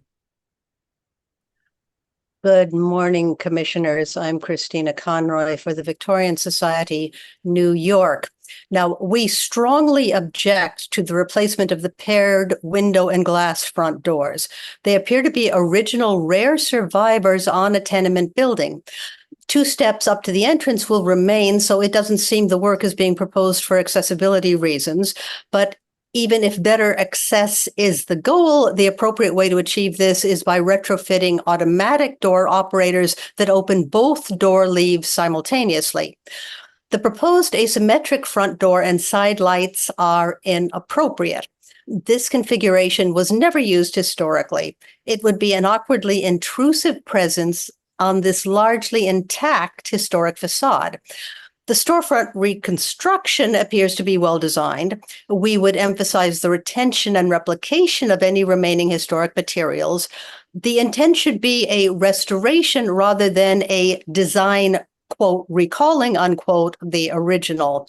In that regard, the new storefront cornice needs to be strengthened to match what is seen in the tax photo. Thank you, Commissioners. Thank you so much for your testimony. Next up, we'll be hearing from Deborah Y. from the Lower East Side Preservation Initiative. Deborah Y., I'm promoting you to panelist right now. Please unmute your line and state your name for the record. You'll have 3 minutes to speak. Thank you. My name is Deborah Y., and I'm testifying on behalf of the Lower East Side Preservation Initiative. As a matter of policy, LSB takes a liberal approach to storefront replacements. We have no objection to the referenced application for a new storefront and ramp construction at 48.5 East 7th Street, with some recommendations.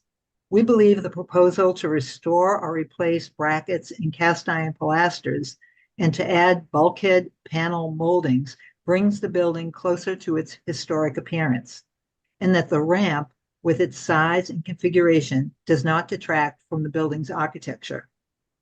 Despite our approval of these alterations, we feel the proposed storefront cornice would benefit from further articulation by projecting out the portion above the LED cove. This would not compromise the sign band and would be more in keeping with what is visible in the historic photograph. Such a change could also be modeled on similar historic storefront cornices nearby.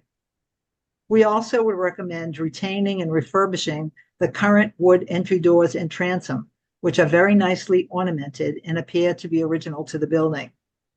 Finally, we believe consideration should be given to painting the red brick around the entry doorway white in order to visually unify the ground floor. Thank you. Thank you so much for your testimony. Next up, we'll be hearing from Chloe Gregoire from the Village Preservation.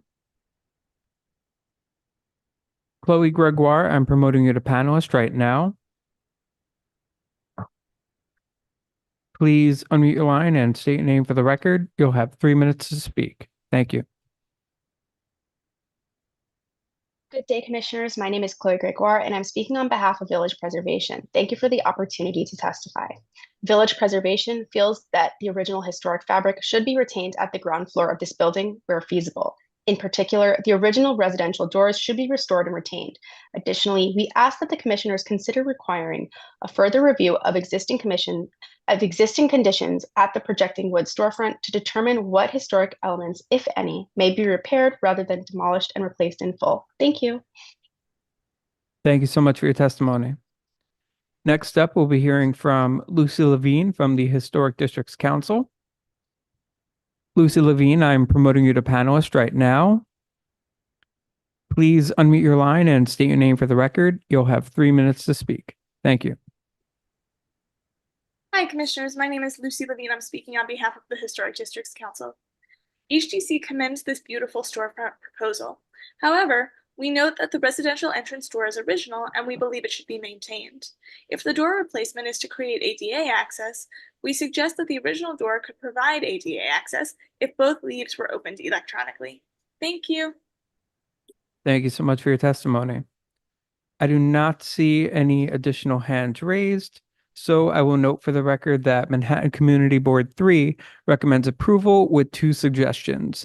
First being that the historic doors to the residence not be replaced but repaired and retained, and that the storefront cornice be projected out above the LED cove to allow for more articulation in keeping with the historic cornice as seen in the 1940s photo. And with that, I'll bring it back to you, Chair Carroll. Okay, thank you. So I'd like to ask if you'd like to respond to the comments we've heard. I think we largely are sympathetic to the comment about the cornice being strengthened and projected. In conversation with staff, it was suggested that we might push the sign band back slightly from what we are proposing. Let me go to the proposed section there in the middle. Push the sign band face back slightly so it's more in plane with the glass of the storefront. We agree with that. I think that'll make an improvement, and it will strengthen the cornice above because it'll project a little farther. So I think with respect to that, we're on board. With respect to the retaining the entrance doors, that is something I will discuss with the building ownership, who are very strongly directed me to design it as a replacement door. And I will just have to see how they respond. I don't have a particular sort of aesthetic response. I believe it's desirable to preserve historic fabric where possible, but I also believe that a modification such as this is not unreasonable in the context of our contemporary society and this building. Okay, thank you very much. Commissioners, do we have any final questions? All right, not seeing any questions. I think we'll move to our discussion. Commissioner Goldblum, would you make a motion to close the hearing? Thank you. And Commissioner Bland, would you second that motion? Second. All in favor, say aye. Aye. Aye. Aye. Any opposed? Okay, hearing is closed. And so we're looking at the replacement of the storefronts. The applicant has shown us some of the probes and the existing conditions with new storefronts that recreate them, except that they will have splayed entries, and the replacement of the historic doors with an asymmetrical door to provide ease of access, and then a new cornice band above the storefront. The ramp is actually eligible for a staff level permit, and so that's being reviewed at staff level, so not part of our discussion today. So we'll begin. Commissioner Master, would you like to start this one? Sure. I think this is a great project. Given the deteriorating condition of the current conditions, I think the applicant has done a beautiful job in this restoration. I think it's very thoughtfully done. I think the display windows jutting out and then the splayed recessed, I guess, displays and the entrance, I think it gives it a depth and character that's very nice. I guess the two issues that kind of came up were the cornice, where the community wanted it to, I guess, be more prominent. But it sounds like the applicant is willing to work with that comment, which is wonderful. And then the second comment, I think that was more controversial, was the door. I'm actually okay with having a new door, a single door with the light on the side, because I do think it's important to have, a 36-inch door rather than a 24-inch door for many reasons. They said that it's an apartment house, people are bringing their bikes through, whether it's wheelchair or, even carrying things in. I think the key here is that the details of the door are, perhaps they can work with staff to recreate some of the more historic details. But other than that, I think they did a great job and I can find it appropriate. Okay, thank you. Commissioner Goldblum? I agree. I think the catch on by the community board of the sign band detail was a good one, and I'm okay with the door as is. I think otherwise it's a nice scheme. Okay. Commissioner Ginsburg? I'm good with this, except for I would keep the historic apartment entry doors, because there are ways, if one wants to get a wide opening, to make it work, and there's no need to get rid of the historic fabric. Commissioner Chen? Yeah, I agree with the most of the comments about, I think Commissioner Mastro made a good case for it. I think I think overall is a nice thing, nice proposal, and is enhancement over the deteriorated condition. But I think that I'm glad they're heeding the community board recommendations, making adjustments with the sign ban or the articulation. As to the door, I leave it to the commission, but I tend to side with Commissioner Mastro and Commissioner Goldblum. Okay, Commissioner Lutfi?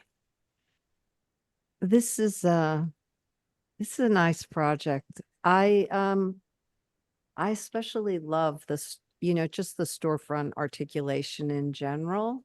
It's, you know, it's great to see them in our landscape and to be able to retain them.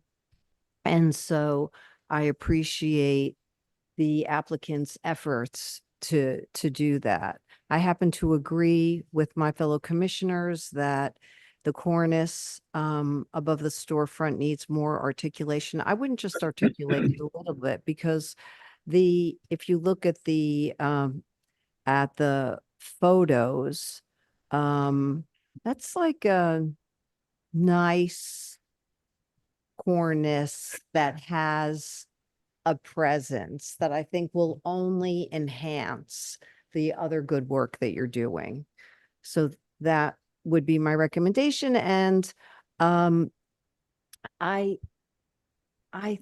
am completely open to having the applicant work with staff on the doors to the residential.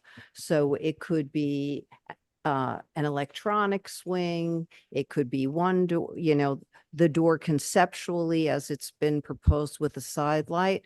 What I would like to say is that to the extent that visually and in terms of its articulation, that it works with the storefront and the other good work you're doing, I think that is a must. Okay, thank you. All right, Commissioner Bland. Yes, I'm agreement with much of what I've just heard. I think the cornice catch is a good one and needs to be worked on, but I think the applicant has already stated he wants to do that. Regarding the door, I think did I hear it's a 24-inch door? If it is, that's a disaster for the entrance to an apartment house or any entrance into any house. It's way too restrictive. It should be a 36-inch door. I think it's fine to replace it, but the details on the door need to somehow replicate some of the detailing that would be lost in removing the existing pair of doors. Thank you. And Commissioner Chapin. You know, it's interesting discussion. Normally, we try to preserve historic doors, but perhaps this door was ill considered, just as Commissioner Bland was saying. I guess I would be okay with maybe in the circumstances that having them work with the staff to either do a electronic door where both doors swing open at the same time, so that there was a sufficient clearance, or else a replacement door that used the details of the existing historic door. So that's what everything else is great. Thank you.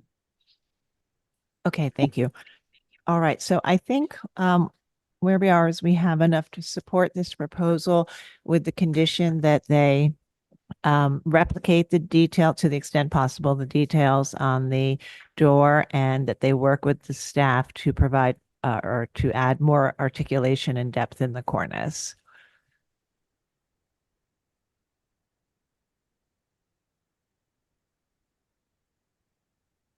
So Commissioner Master, would you make the motion? Yeah.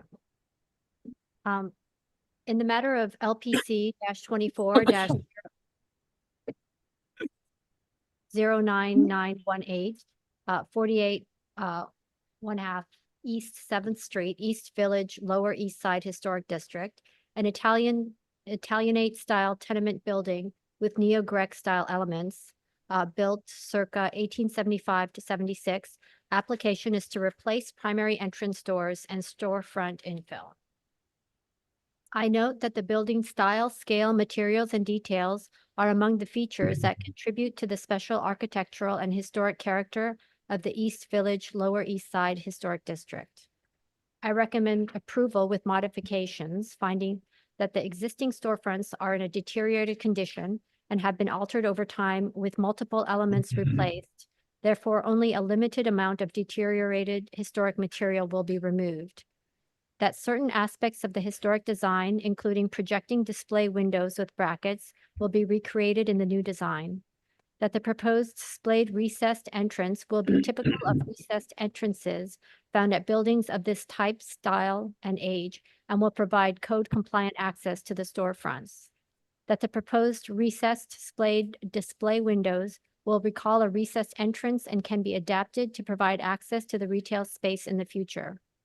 That the new cornice and infill will feature details typical of storefronts at buildings of this type, style, and age, and will help eliminate unsympathetic alterations and bring the building closer to its historic appearance.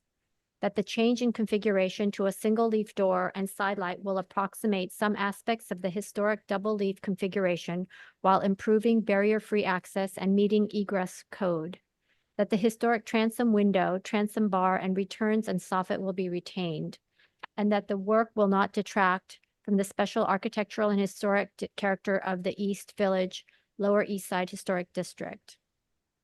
I also recommend that the proposed door be refined to match the details and articulation of the historic doors, and reuse the decorative carved woodwork if feasible, and that the details of the cornice also be worked with staff. Right. And Commissioner Lutfi, would you second that motion? John, will you call the vote? Chair Carroll, Aye. Vice Chair Bland, Aye. Commissioner Chapin, Aye. Commissioner Chen, Aye. Commissioner Ginsburg. Aye. Commissioner Goldblum. Aye. Commissioner Lutfi, Aye. Commissioner Master. Aye. 8 in favor, none opposed, the motion passes. All right. So thank you, and please continue to work with the staff, and we'll move to the next item. Next item is public hearing item number 4, LPC 24-09547, an application for a certificate of appropriateness in the Borough of Manhattan, block 1383, lot 38, 690 Park Avenue, the Consulate General of Italy, formerly the Henry P. Davison House, individual landmark, and also in the Upper East Side Historic District. This is a neat federal style residence designed by Walker and Gillette and built in 1916 and altered by Delano and Aldrich in 1917 to 18. The application is to modify a secondary entrance to create barrier-free access. Good morning. My name is Joshua Brenner. I'm an architect. I'm here on behalf of my client, the Consulate General of Italy. This building at 690 Park Avenue by Walker and Gillette from 1917 is on an absolutely spectacular block, as I'm sure most of you know. It's at the north end of the block, corner 69th Street. Oh, sorry. So here you see the historic photographs of the corner building. Brief explanation about business of the consulate. So they have visitors to the building for consular purposes and diplomatic purposes, and then they also have members of the public who come for passports and visas.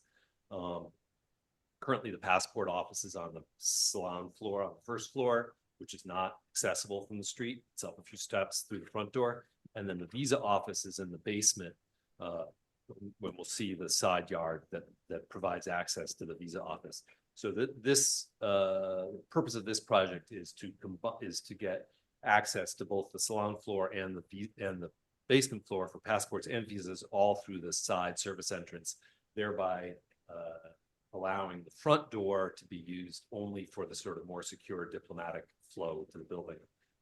So it achieves both barrier-free access for the public and also sort of sequestering of public and diplomatic functions.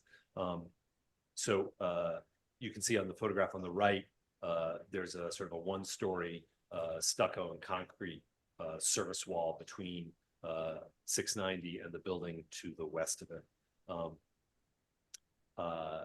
So currently, you can see there's a black service door there and some cameras and some razor wire on the top of that wall.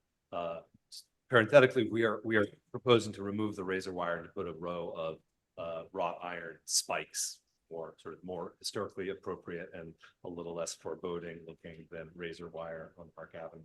The first aspect of our sort of improvement of barrier-free access to this rear yard is to widen the door. It's a 28-inch door, 32-inch door, 2'8" door. So we're going to widen it a few inches, replace it with a similar black door. We'll reuse. It's got a big central pull. Not sure if that's original or not, but we will reuse that big central pull. There are some oversized closed circuit TVs cameras that we're going to replace with more discrete, smaller cameras. And then, so if you look at on the right-hand side of the page is the proposed plan. Currently, when you come in the door from 69th Street, there's a handicap lift that goes down one level and a stairway that goes down. And so what we're going to do is remove that stairway and the lift and put a lift that goes down half a level and up half a level, thereby providing barrier-free access to both levels of the building, and then a stairway on either side of that. So in order to do that, the window at the south end, you can see where it says new door opening. We're going to let me get to that drawing here. We will drop the sill on that window to the right, thereby making it a door opening. And that will allow us to get access into the first floor from this new from the new handicap lift, and also from the new stairway in the rear yard. The top of that window is just barely visible from the street. Get back to that photograph. Sorry. If you look on the right-hand photograph, the arrow pointing to that back window, just the very top of that window that we're going to convert into a door opening is visible from the street. So we'll be removing the wrought iron bars, keeping the window frame, the limestone surround around that window, and then dropping the sill so that we can put a door in. We'll have a transom that will have a center divide that replicates in sort of proportion the outswing French casement of the window closer to the street. And so that shows the dropping. The red area on the left shows the dropping of that door sill, and then on the right is a drawing of the new door, which will be a black metal door, resembling the painted black wood of the French casement. This is a detail showing at the lower right-hand corner the wrought iron spikes, the replacement on the left there, the replacement of the camera with a smaller camera, and then above that, the red dotted line showing the widening of the door to provide a handicap accessible barrier-free access door, a 36-inch wide door from the street. That's it. Thank you. All right, thank you. All right, do we have any questions? This one? Okay, let me check with our two remote commissioners. Okay, not seeing any questions right now. We're going to move to public testimony and we'll come back to you. Is there anyone in the room who would like to speak on this item? Okay, noting that there isn't, I will turn it over to Gregory to see if we have any remote participants. Thank you, Chair Carroll. We have one remote participant with their hand raised, that being Zainab Tehran from the Friends of the Upper East Side. Zainab Tehran, I'm promoting you to panelist right now. Please unmute your line and state your name for the record. You'll have 3 minutes to speak. Thank you. Thank you, Chair Carroll, Commissioners. My name is Zainab Tehran, speaking on behalf of Friends of the Upper East Side. Friends finds this application appropriate. It's a minimally visible alteration to a secondary elevation to ensure a visually cohesive outcome. However, especially as the entrance is partially visible from the street level, we ask the applicants to consider lengthening the existing limestone molding for the former window to match the proposed door frame. Thank you. Okay. Thank you so much for your testimony. I do not see any additional hands raised, so I will note for the record that Manhattan Community Board 8 recommends approval. And with that, I'll bring it back to you, Chair Carroll. Okay, so it's supportive testimony, but there was a comment about the detail of the window enframement, and I don't know if you'd like to respond to that. So if you see on the upper right hand portion of the building here. I'm proposing to trim the limestone molding. It would still return, have its corners returning in. I think the returning in corners are well below the line of visibility.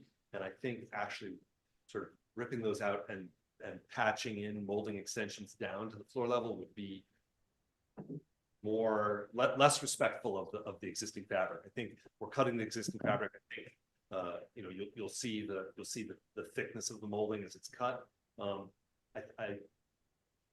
Neither are ideal, but I think not patching in new molding on top of the old molding is probably my preference.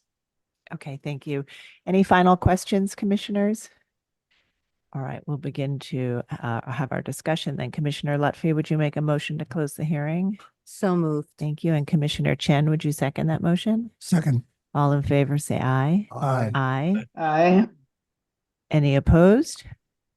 Okay, so the hearing is closed and we'll begin our discussion on this proposal to make two distinct areas accessible in this building, given its use. And that involves widening the door in the wall behind the building to the rear yard. And then behind that, installing a new lift platform and dropping the sill of a window. The top of the window is visible, not the portion that would be dropped. And they're proposing in that space a transom that recalls the configuration of the casement windows. So Vice Chair Bland, would you like to start this one? Sure. I think, excuse me. I think this is a respectful and modest rearrangement of a small portion of this rather extravagant house on Park Avenue, now the Italian Embassy. I think it's appropriate. All right, thank you. Commissioner Chapin? I agree. Completely appropriate. All right, Commissioner Lutfi? I agree. Appropriate. Commissioner Chen? Likewise here. All right, Commissioner Ginsburg? Agreed, appropriate. And everybody else agree? Okay, thank you. So I think we can make a motion to approve this. Vice Chair Bland, I'm not sure if you have the motions. I front of don't. It's Okay. on my phone and it's too tiny to read if you That's don't. okay. That's Okay. fine. Commissioner Chapin, do you have the motions? Would you be able to read Yeah. this one? Great. Yes, I do. Thank you. In the matter of a certificate of appropriateness, Borough of Manhattan, LPC 2409547, 690 Park Avenue, Consulate General of Italy, formerly the Henry P. Davison House, individual landmark, Upper East Side Historic District. A neo-federal style residence designed by Walker and Gillette and built in 1916, altered by Delano and Aldrich in 1917 to 1918.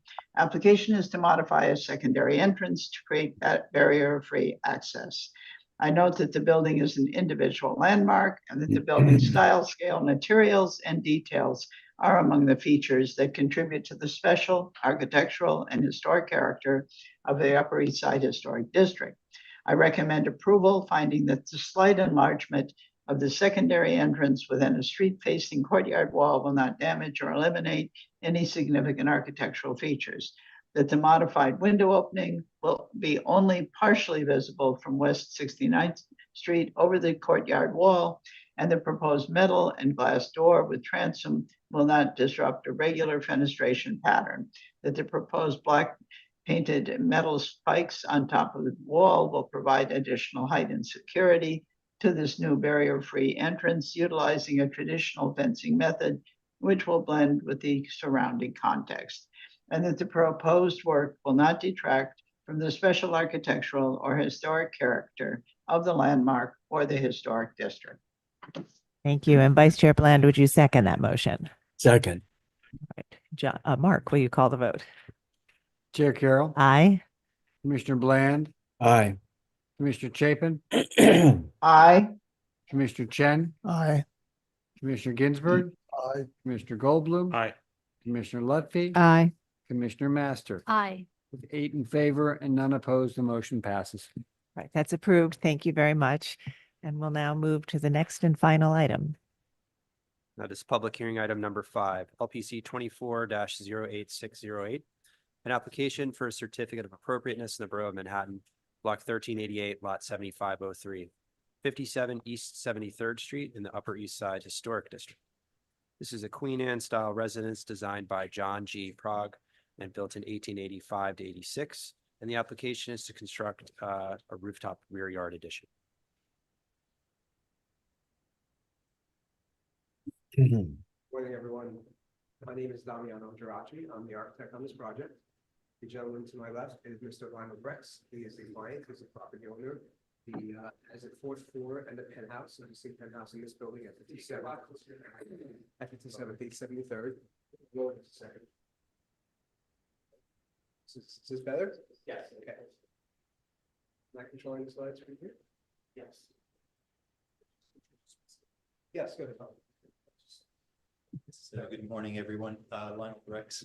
So my wife and I live in this apartment. We love the Upper East Side. And I just wanted to start off by saying I apologize for the renderings. Based on scheduling, we weren't able to make better renderings, but we will work on them if need be. So some of them look very modern. The bricks obviously don't look very nice in certain ones. The photos can be distorted, but just to let you know that this was due to scheduling that we still wanted to present today. So thank you. How do I control the screen?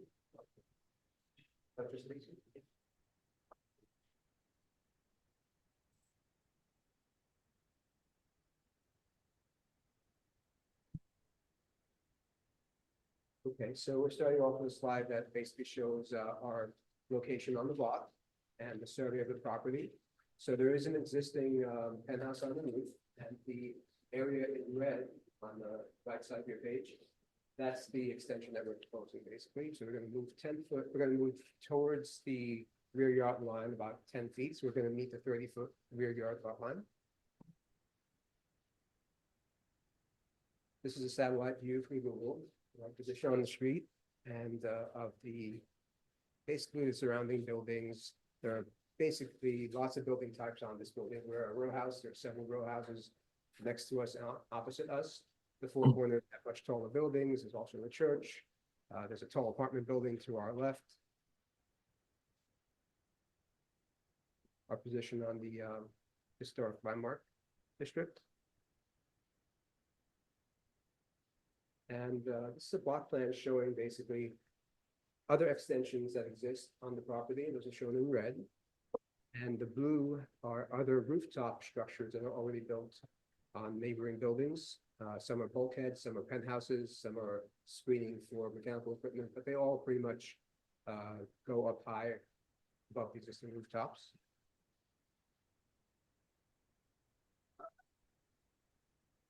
This is an elevation of the existing rear as it stands. You can see that we have 4 stories plus the basement and an existing penthouse. And the penthouse roof is currently in line. The top of the roof is the top of the elevated machine room, which is actually about 13'6" or so from the existing building. And we're planning to actually go a little bit lower than that. So we're planning to, on the next slide, lower our penthouse ceiling so that we can gain some room, unfortunately lose some room in the penthouse itself, but gain some space for what we want to create, which is a bulkhead and a storage room on the area above us. This is a comparison of the existing building on the left to what we're proposing on the right. So you can see the 2 lines, the 2 red lines basically are where the roof heights are of the penthouse interior. So on the right side, you see we're actually lowering the penthouse roof interior for ourselves. We did get some comments back from the community board, which I'm sure we'll touch on later, but we did respond to them. Some of the comments had to do with height and overall bulk of the building. So the next slide is a comparison of what we proposed to the CB on the left side and our responses to it on the right. So in response to their criticism, we did actually lower the building by about 4.5 feet. We changed again the interior height differentials between the penthouse and the structure above, which is storage and bulkhead. So we're distributing that height a bit. And also we added some windows to what used to be, to what is a storage area, but we just minimally gave it some windows before. We added some windows that are more in keeping with the flavor of other buildings of the era. It keeps the rhythm of a townhouse rear facade. And we're trying to basically fit in and make this look as natural and in place as possible. We don't want to create something that's just an add-on to this building. We do want to be responsible and respectful of the other buildings around us. This is a section through the existing building as it stands. You can see the elevated machine room and the sloping penthouse roof. So the next slide, the green triangle you see is what we're taking away from the penthouse. So we're taking that triangle away from the overall height, and we're giving it back to the place above us, which is storage. The three areas that you see in red are what we are extending towards the rear yard lot line. And if you can see the area in orange on the bottom level there, there's an existing balcony that's unenclosed, except it's three sides within the building itself and one face, which is a railing. So it's kind of tucked away in between two buildings. It's kind of a dark space. Well, we'll touch upon that later on. We're going to enclose that by about, we're going to extend it by about 1 foot and 10 inches and enclose it. This is the plan showing the areas affected by our proposal. So on the 4th floor, which is the bottom plan, we are basically taking away the railing at the balcony, and we're taking away whatever is necessary to introduce some structural elements to support the penthouse extension above.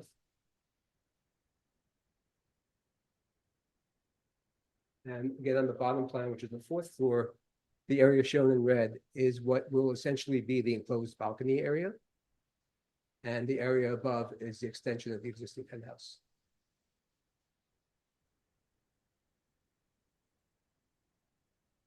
On the roof of the penthouse, which is the bottom plan in that slide, we're creating a storage space next to the bulkhead. So the storage space will house a place to put chairs and tables and equipment that we don't want to leave out, especially during the frequent storms. So it's a place that we can just put refuge, use as a refuge things into. And the stairway from there that leads to the upper terrace, and the upper terrace would be a fully green space. We intend to do planting, do grass and turf up there. Lionel and his wife are very much into the garden aspect of it, and we also want to present a space to our neighbors that's a very attractive space, not just a shield or an enclosure or a volume. We want to keep it as open as possible. You want to comment? No, both my wife and I love the green, and many of the neighboring rooftops are. I know the community board had concerns about the looks of the donuts, what they call the inner donut, but a lot of it is equipment, AC compressors and everything. Nothing's very attractive here. And this, we'd like to go beyond the minimum green requirement. We both, love to have a beautiful lush garden with trees and grass there. So we're going to make it as green as possible. And even on the lower floor, if we can, the covered part, if we can even do a part of it green there as well. So I think it would be very welcome in that area.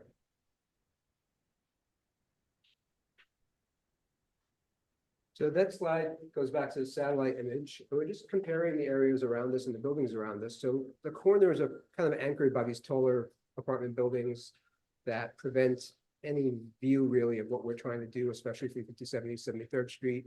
They're very tall volumes. They are pretty imposing in this kind of, it's typical for the Upper East Side. And just a shot of the facade from the street with our neighbors next to it. You can see the two buildings on either side. Our building itself, that's from the street on 73rd right now, and you won't be able to see it later. We have a mock-up built, and we'll go into it in the next couple of slides. But from 5070 73rd, this is basically, sorry, I'm gonna skip the slide. Walking from Madison Avenue towards Park Avenue along 73rd Street, we photographed the entire walkway, and there is no location where you can see. Was actually higher. Right. So now it's. That's true. The mock-up we built was actually built to the original proposal that was sent to the community board. So now it's even 4 foot and 6 inch lower. So even better. I'm going to skip back. These are photographs of the existing rear of the building. So the top row shows the various views from the different sides. And the bottom three photographs from the left, are basically showing the conditions of the balcony. And you can see it's just a narrow space tucked into between these two buildings, our two neighbors. It's very dark.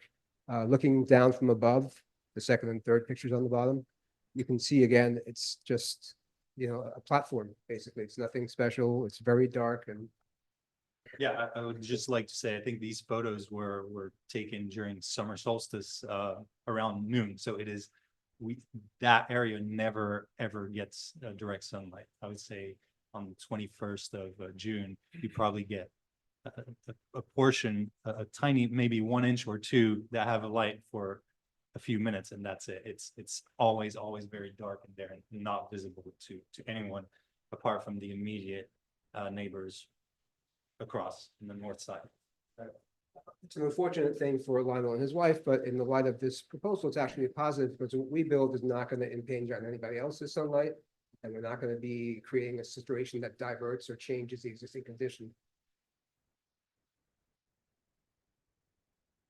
This is our neighbor across the donut. Basically, it's 4040 74th. We just wanted to show a couple of buildings that we look at. The building at 4040 74th is actually a 5-story building plus a basement. So they're taller than us, and they have a penthouse on their roof as well.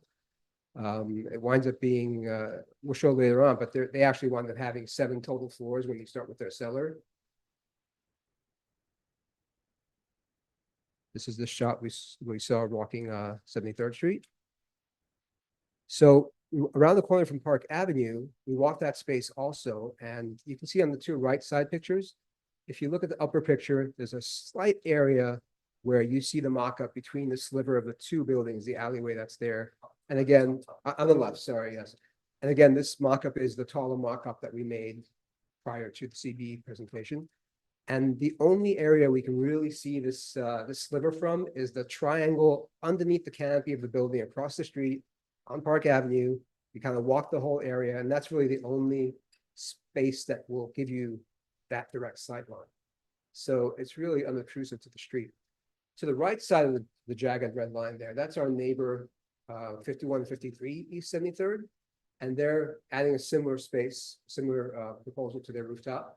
And they're, if you look at the top right picture with the blue segment there, that's their visibility from Park Avenue.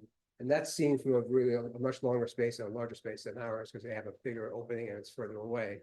So in light of that and our proposal, we're pretty much a minimally visible space. Sure. Yes, so this part, so during their presentation, 51 and 53 East 73rd Street, they made no mention of the visibility. In fact, Mr.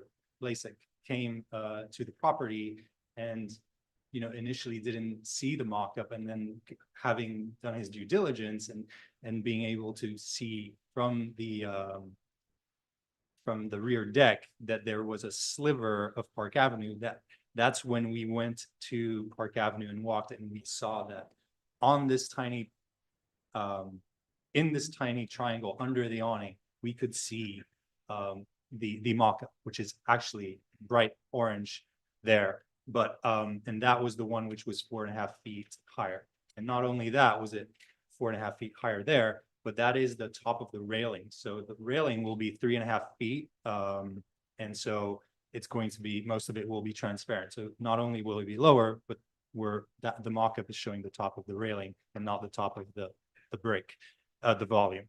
And on top of that, coming back to what 51 and 53rd are building, they are building something very modern. If you look at their presentation back, it's extremely modern. It's like very square block. It doesn't fit very nicely. And what we are proposing is will partially block that view of what they're building there. And also, if you look in the top middle photo, it's the James Lennox house that we will be blocking. But in no way are we blocking any blue sky or direct sunlight or anything. The only things that we will be blocking is a more modern structure being built on 51, 53, and the James Lennox house, which is it doesn't, personally, I don't think it's a beautiful site. And other than that, I think The 5153 is much more visible during a longer period of time as you walk down Park Avenue, whereas us, it's during only in this specific triangle under the.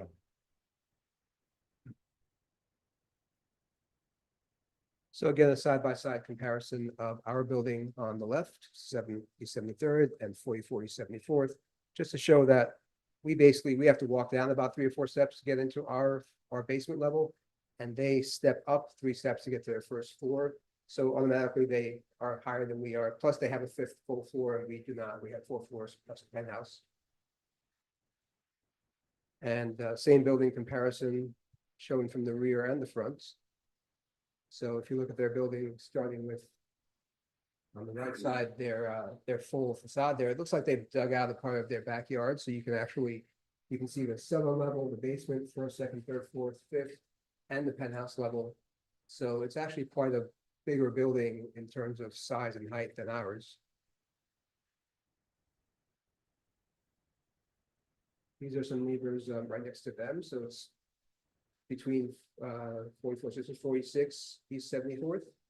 And again, they have the same kind of situation that we have, 4th floors, but they have a 5th floor that's partial. And the building following that with the black facade, they have basically built their basement up to 5th. And then they have this structure that covers their, must be mechanical equipment or whatever it is behind there. But they do have this imposing structure that they built, again, in a modern language versus trying to respect the donut itself.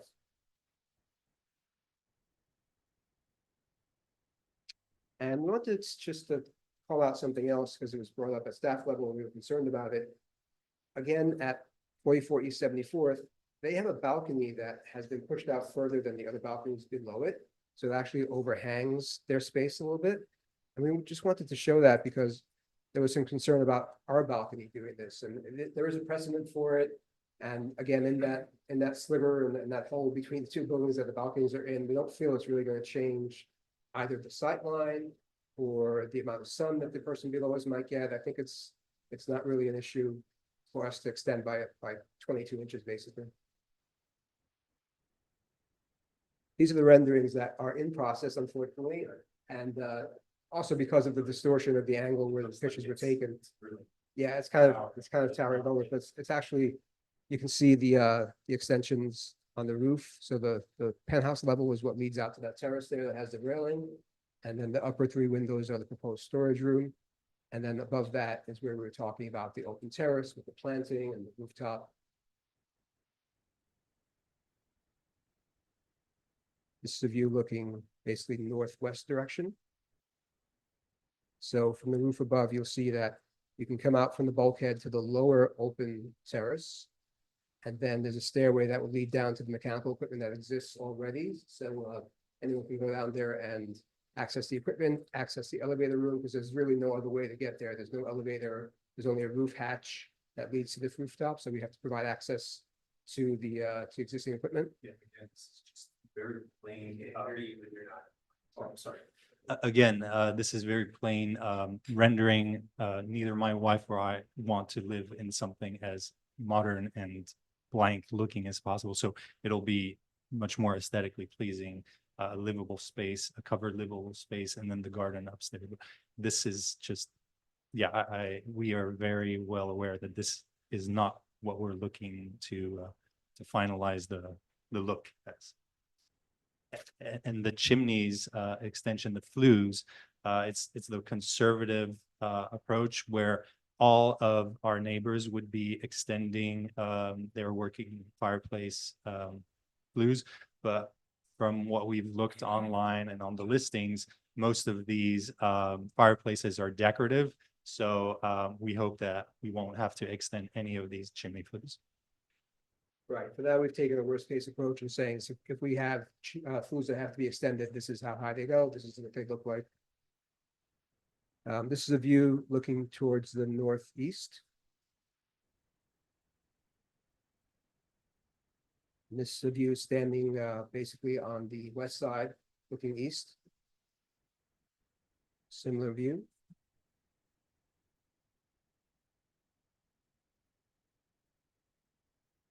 And another shot showing that area.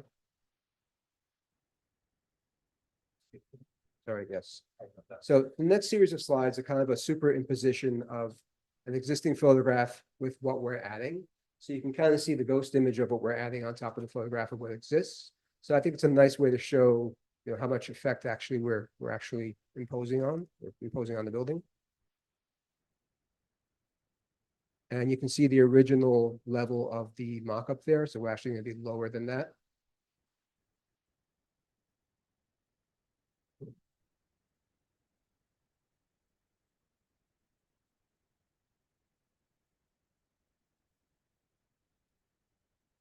That's it.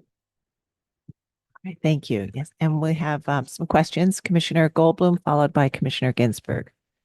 You go back to the renderings, like from the backyard, like looking Sure. at it.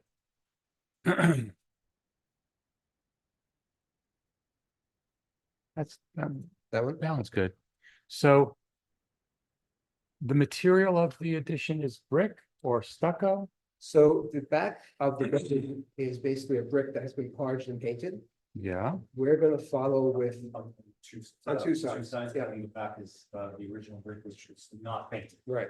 So on two sides, it's parged and painted. We're going to follow with a stucco addition, but we're going to use a textured stucco to simulate the brick. So what you'll see is kind of a continuation of the parged brick look. So is that a synthetic stucco or a cement stucco? It's going to be well, we haven't decided yet, but it can be a cement stucco. Where actually I myself would Yeah. want it to look. I'm sorry. I myself would want to look.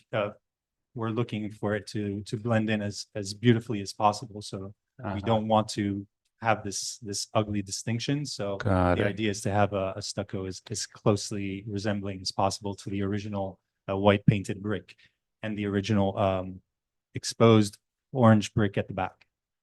All right. So basically, just so I'm clear, and forgive me if I'm missing something. You're wait a minute. The rendering is wrong in what in this regard? case, basically, the color of the rendering is wrong, but if you look at the bottom of the Oh. photograph, that's the exposed area. Right. We're going to continue that. All right. Right. Okay. And to the best of your knowledge, where did the existing building or the old original building stop? And when were the additions that were made up to this date added? Do you know? So let me go back to photograph.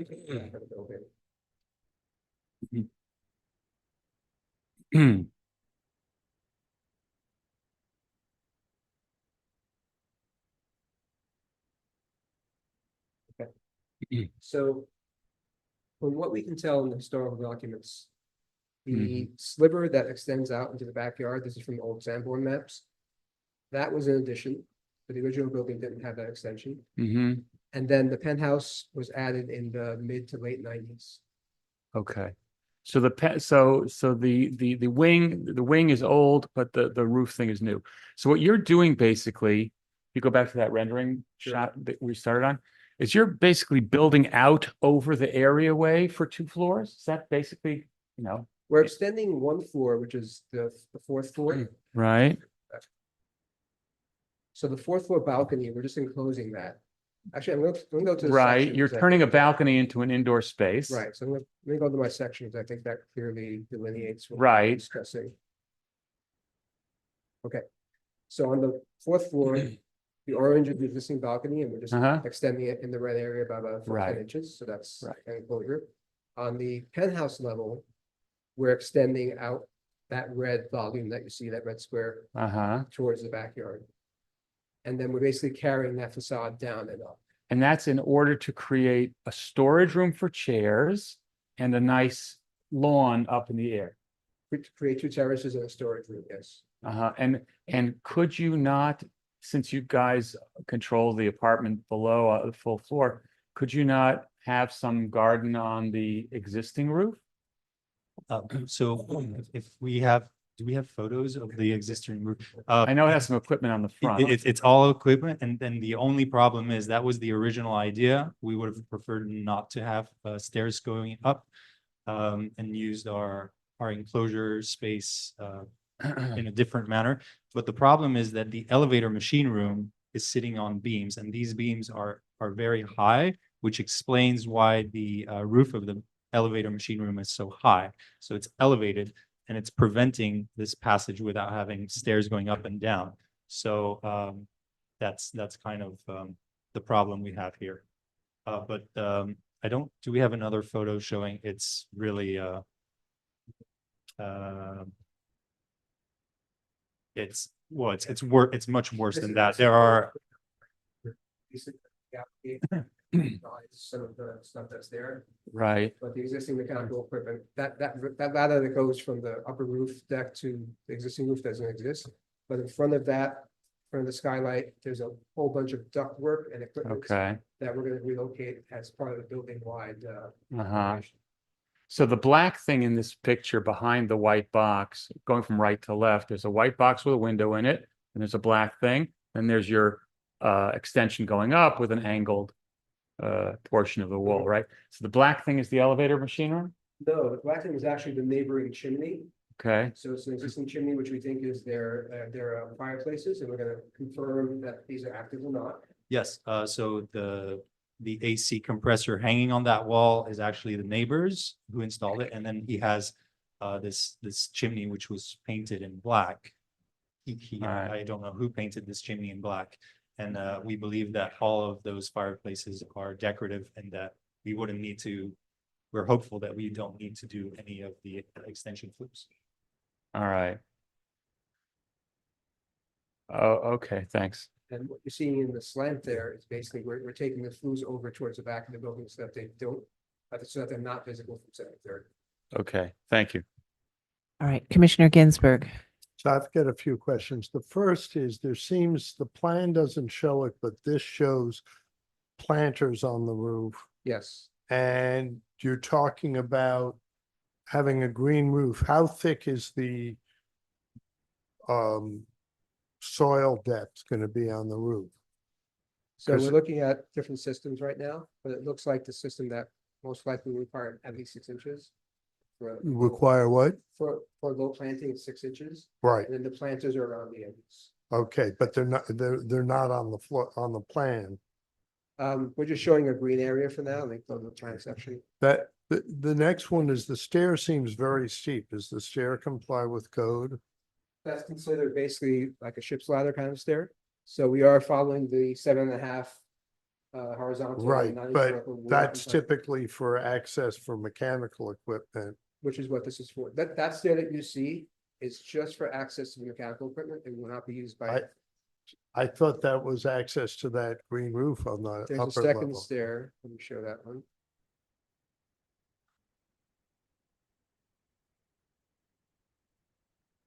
Okay, other questions? So the main stair that you see right there now, that's the service equipment. But above that, you kind of see a stair on the left side of the screen. That is a typical stair that will comply with all regulations. And now is the green roof just for the one apartment? Or is it accessible to all the building? No, Lionel and his wife have access Okay. to that space. Thank you. by themselves. And I think we forgot to mention that, well, we did briefly, but these buildings around, there are many very, very tall buildings. So there's 5 town, so we're part of a row of 5 townhouses, but all the other buildings, we're kind of stuck in between these extremely tall buildings. So just to give you an idea, it's actually hard to take a photo from anywhere farther because we don't have the setback. So we're really contained in that area, and it's a pretty shady area.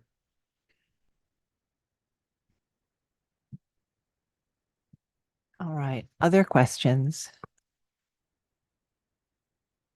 Let's see if we have any public testimony. I'll note that there's no one in the room to speak on this item, so I'll turn it over to Gregory Kala to see if we have any remote participants.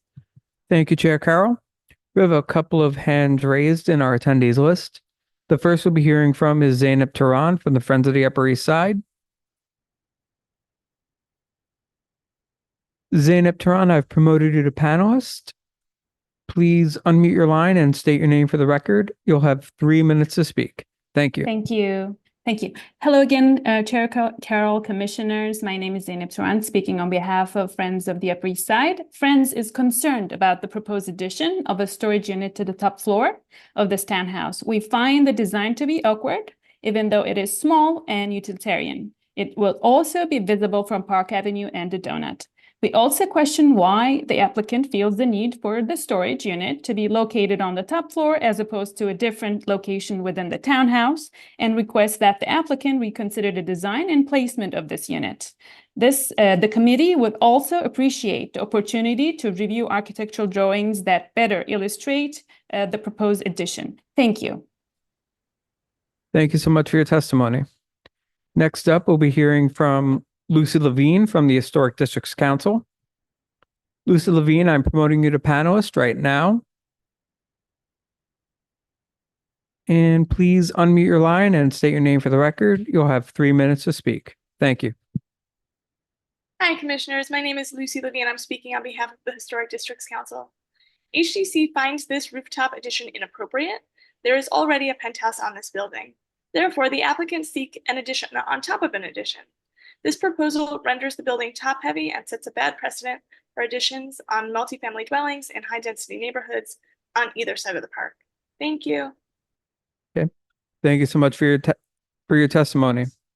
I do not see any additional hands raised, so I will note for the record that Manhattan Community Board 8 recommends denial. And with that, I'll bring it back to you, Chair Carroll. Okay. Would you like to respond to the comments?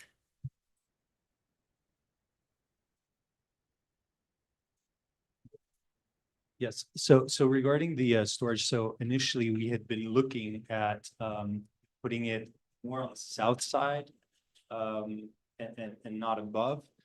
But the problem is, as we explained earlier, is that we have beams which are very high holding the elevator, and the elevator room is much higher, which is why it enables us to lower these 13-foot ceilings in the existing penthouse, and to build basically not a full story above it, but kind of half a floor above the existing one by lowering this one from 13 feet to around 8.5 feet. And so it's based on the equipment and these beams that are preventing us to pass. It's just very, very difficult, if not impossible, to have this storage area more on the south side. Even if it wouldn't be visible, it's just the access is. We've looked. We spent many days trying to do that, but we weren't able to. And then responding to the comment about inappropriateness, one of the reasons that we looked at our neighbors and their buildings is because they actually have buildings that, if you count the number of floors by window, it's actually more than what we're proposing right now, even by 1 story in some cases, or 1.5 stories. So it's not unprecedented in this particular donut, and it's not atypical for other areas of the Upper East Side. Yeah. Right. All right. And I think the visibility from Park Avenue has been explained. A very small portion under that awning would be visible. It would be covering the new, more modern structure being built on 51 53rd. The top of that mock-up is very small, and that is going to be 4.5 feet lower than that. And on top of that, the top of that mock-up is the railing, which is also 3.5 feet see-through, transparent. So it's going to be white. And in the background of the James Lennox building is actually it'll be covering is the white portion. So the James Lennox building has red brick and white painted cement. And what we will be covering will be white over white. So it's going to be very hard to see. And if anything, it'll probably look better than what is currently the case. Do you have a photo from within the rear yards of 51 to 53? Yeah, a comparable photo. Yeah. This one? No, well, you are referring to the addition approved at 51 to 53, and do you just have a view of that from within the rear yards? Oh, their addition, no, they're actually in the process of building it right now, but you can see. Okay, so they would be further to the left in this photo? That's what you see on the left, left side of this photo is what they're building. Okay, This is their house. Yes, they're currently construction workers there, and if you look at the presentation of 5153, it's extremely modern looking the back, which my wife and I don't love, but so there are already going to be some modern looking buildings, and that sliver would be partially covering. okay. All right, commissioners, do we have any final questions? Yes, Commissioner Goldblum? Yeah. Forgive my thickness on this. It just seems like I'm just trying to wrap my head around what you're doing and why you're doing it. And it seems like the big programmatic thing here that you're doing is you're kind of adding some space to your dining room, and you're making like a master bedroom on the penthouse level, right? Correct. Did you explore doing this on the front of the roof instead of piling it on the back? We And- did, that's what Lionel was mentioning before, because of all the equipment that's in the front of the room. Right, but you could then relocate it to your new roof? You could, because you said you're messing with that anyway, right? They're relocating equipment and Right. that work is being moved. But if we build there, they can't access the elevator room.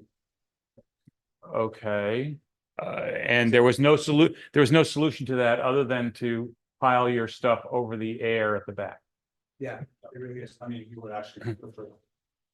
We would prefer to do it that way, and we're welcome to, but we spent many days trying to figure this out. Fortunately, it's not possible, but we would also prefer. Okay, thanks. Okay, any other final questions? All right, I think we might be ready to begin our discussion. Commissioner Chapin, would you make a motion to close the hearing? So moved.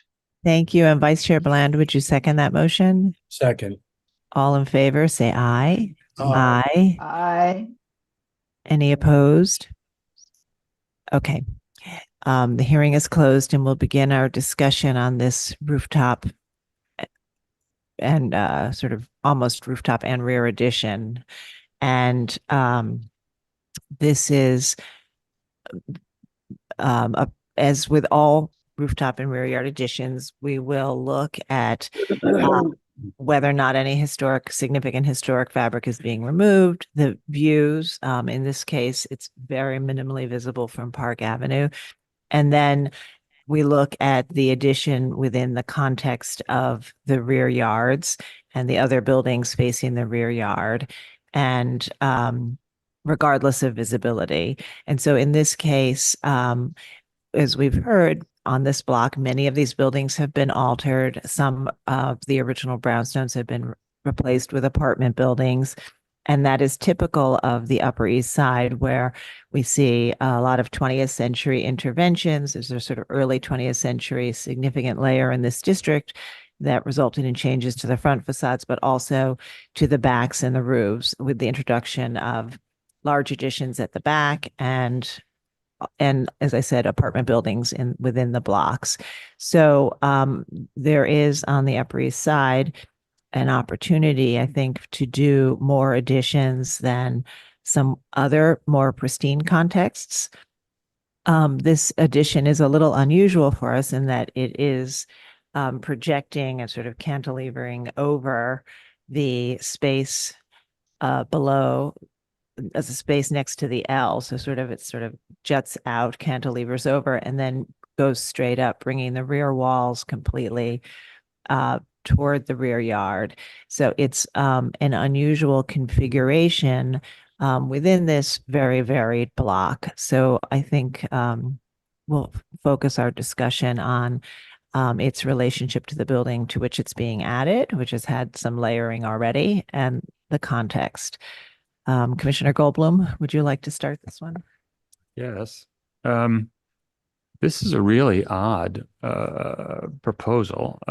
It kind of shows me like Life in Manhattan, tough, very tough, very tough. And, it's like plants that are striving out of these areaways for light. And, it's a bizarre proposal. I don't think I've ever seen I don't remember seeing a cantilevered 2-story rear yard addition. That's a new one. I think so I revert to the criteria that you described, Sarah. Visibility, no problem. Minimally visible. Appropriateness within the district, no problem. The district's full of extraordinary modifications. The area where I get stuck is the criterion that we consistently employ of trying to ensure that the historic building remains visible and discreet and kind of intact beneath and around the proposed additions which come at a later date. And that's where I have trouble with this. I think that the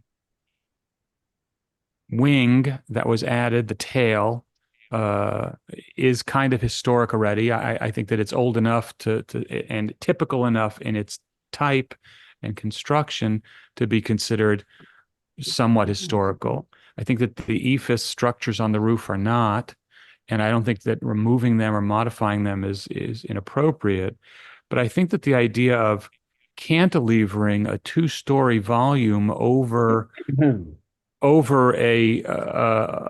an existing facade would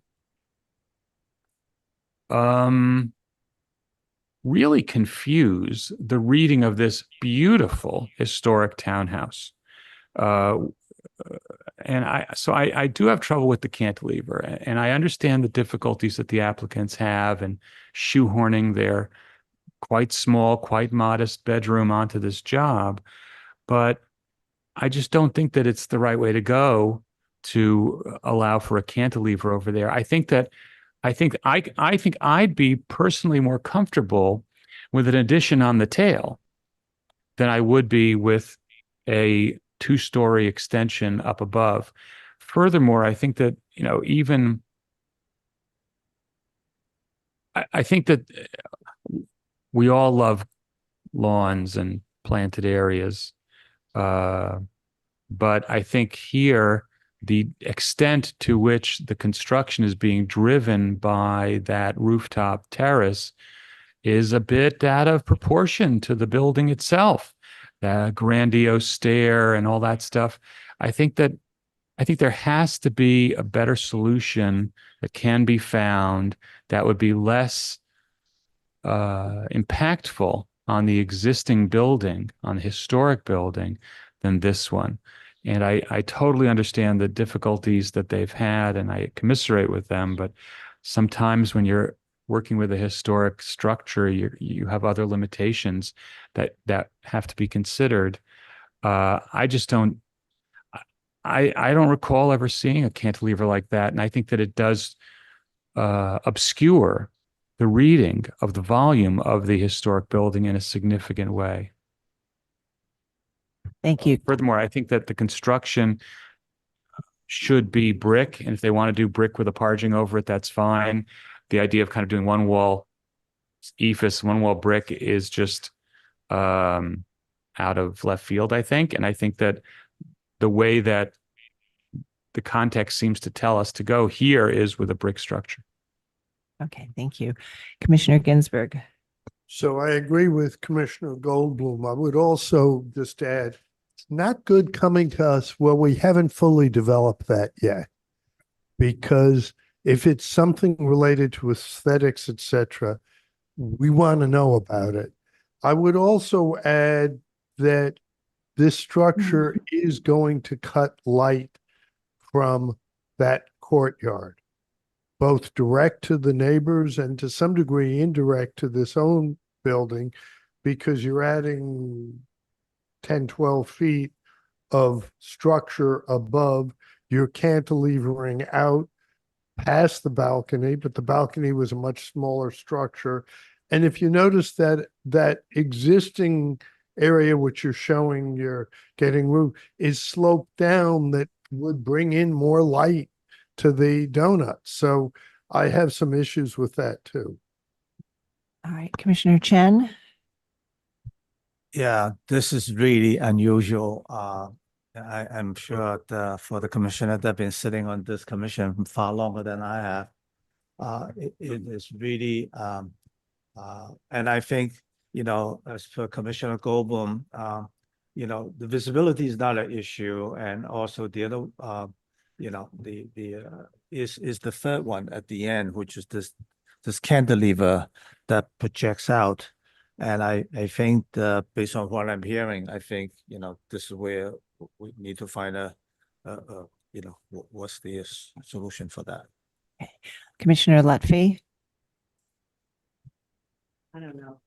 This is sort of like trying to fit a square peg in a round hole in some ways. And I feel like the applicant is just like going through all of these contortions to try to get this extra livable space and outdoor space, which, I completely am sympathetic about. But, I think that both Commissioner Goldblum and Commissioner Ginsburg have really, stated the issue, and that the two-story cantilevering, it's just awkward. It's visually uncomfortable to me. And I do think the other important point that's been made is that now the original form of the building is being obscured. So I just think this needs a little more thinking to see if you can truly actually utilize the stream in the way you would like. Okay, thank you, Commissioner Master. Yeah, this one was a little bit tough and confusing. I'm really glad that Michael went first. I agree with his analysis, which is, as usual, spot on. Visibility isn't a problem. There are higher buildings in the surrounding area, but it's just very awkward. And so I'm going to defer and agree with what Commissioner Goldblum and Commissioner Ginsburg had said.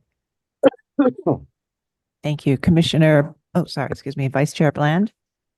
Well, count me right amongst everybody else. I think this is extraordinarily awkward.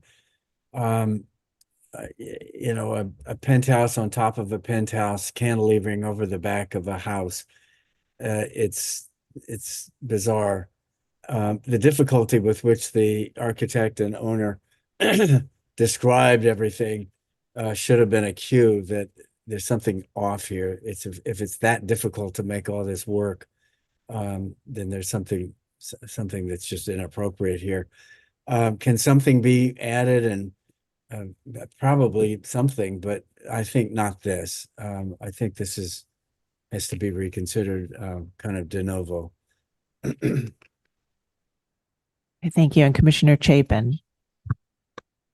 Yeah, I have to agree with the other commissioners that, it is just a very awkward proposal that doesn't look right. Unfortunately, obviously that could be seen from very much, but it is also affecting the original volume. So, and appearance of the back of the original structure in a just exceptional way. Definitely there could be a change to the penthouse and an enlargement of the penthouse, and maybe some visibility that might not be the issue if it can be put into because it's not going to have much visibility no matter what happens here, right? It seems like, given the structures around it and other things. So just to rethink it and see if they can do something that doesn't involve this awkward cantilevering. So, but this isn't working, unfortunately. Okay, so I think we all sympathize with the, the amount of space you're trying to work out and gain here, and that you love being here and want to stay here. But I think this is just sort of an approach that I think is challenging because it obscures the original volume and the sense of the original volume, or at least a sort of scale and character that evokes the original volume and typology of the building. And so I think what we've heard is that in this historic district and given this context, it's very varied, that there could certainly be some expansions, but that you'll need to rethink how you do that. And some suggestions were to come out on the L or to try to go forward a little bit or reconfigure it in a way so that you don't have a cantilever supporting this 2 stories above. And it somehow relates better to the volume of the building. And so with that, we won't take an action and we'll ask you to work a little bit more, work with the staff to try to work through some of the comments we've made here around the table. And we'll have you back when you're ready. All right. Thank you. Okay, so that concludes our day. Thank you to everyone who participated, and thank you, commissioners, as always. And we will see everybody next Tuesday.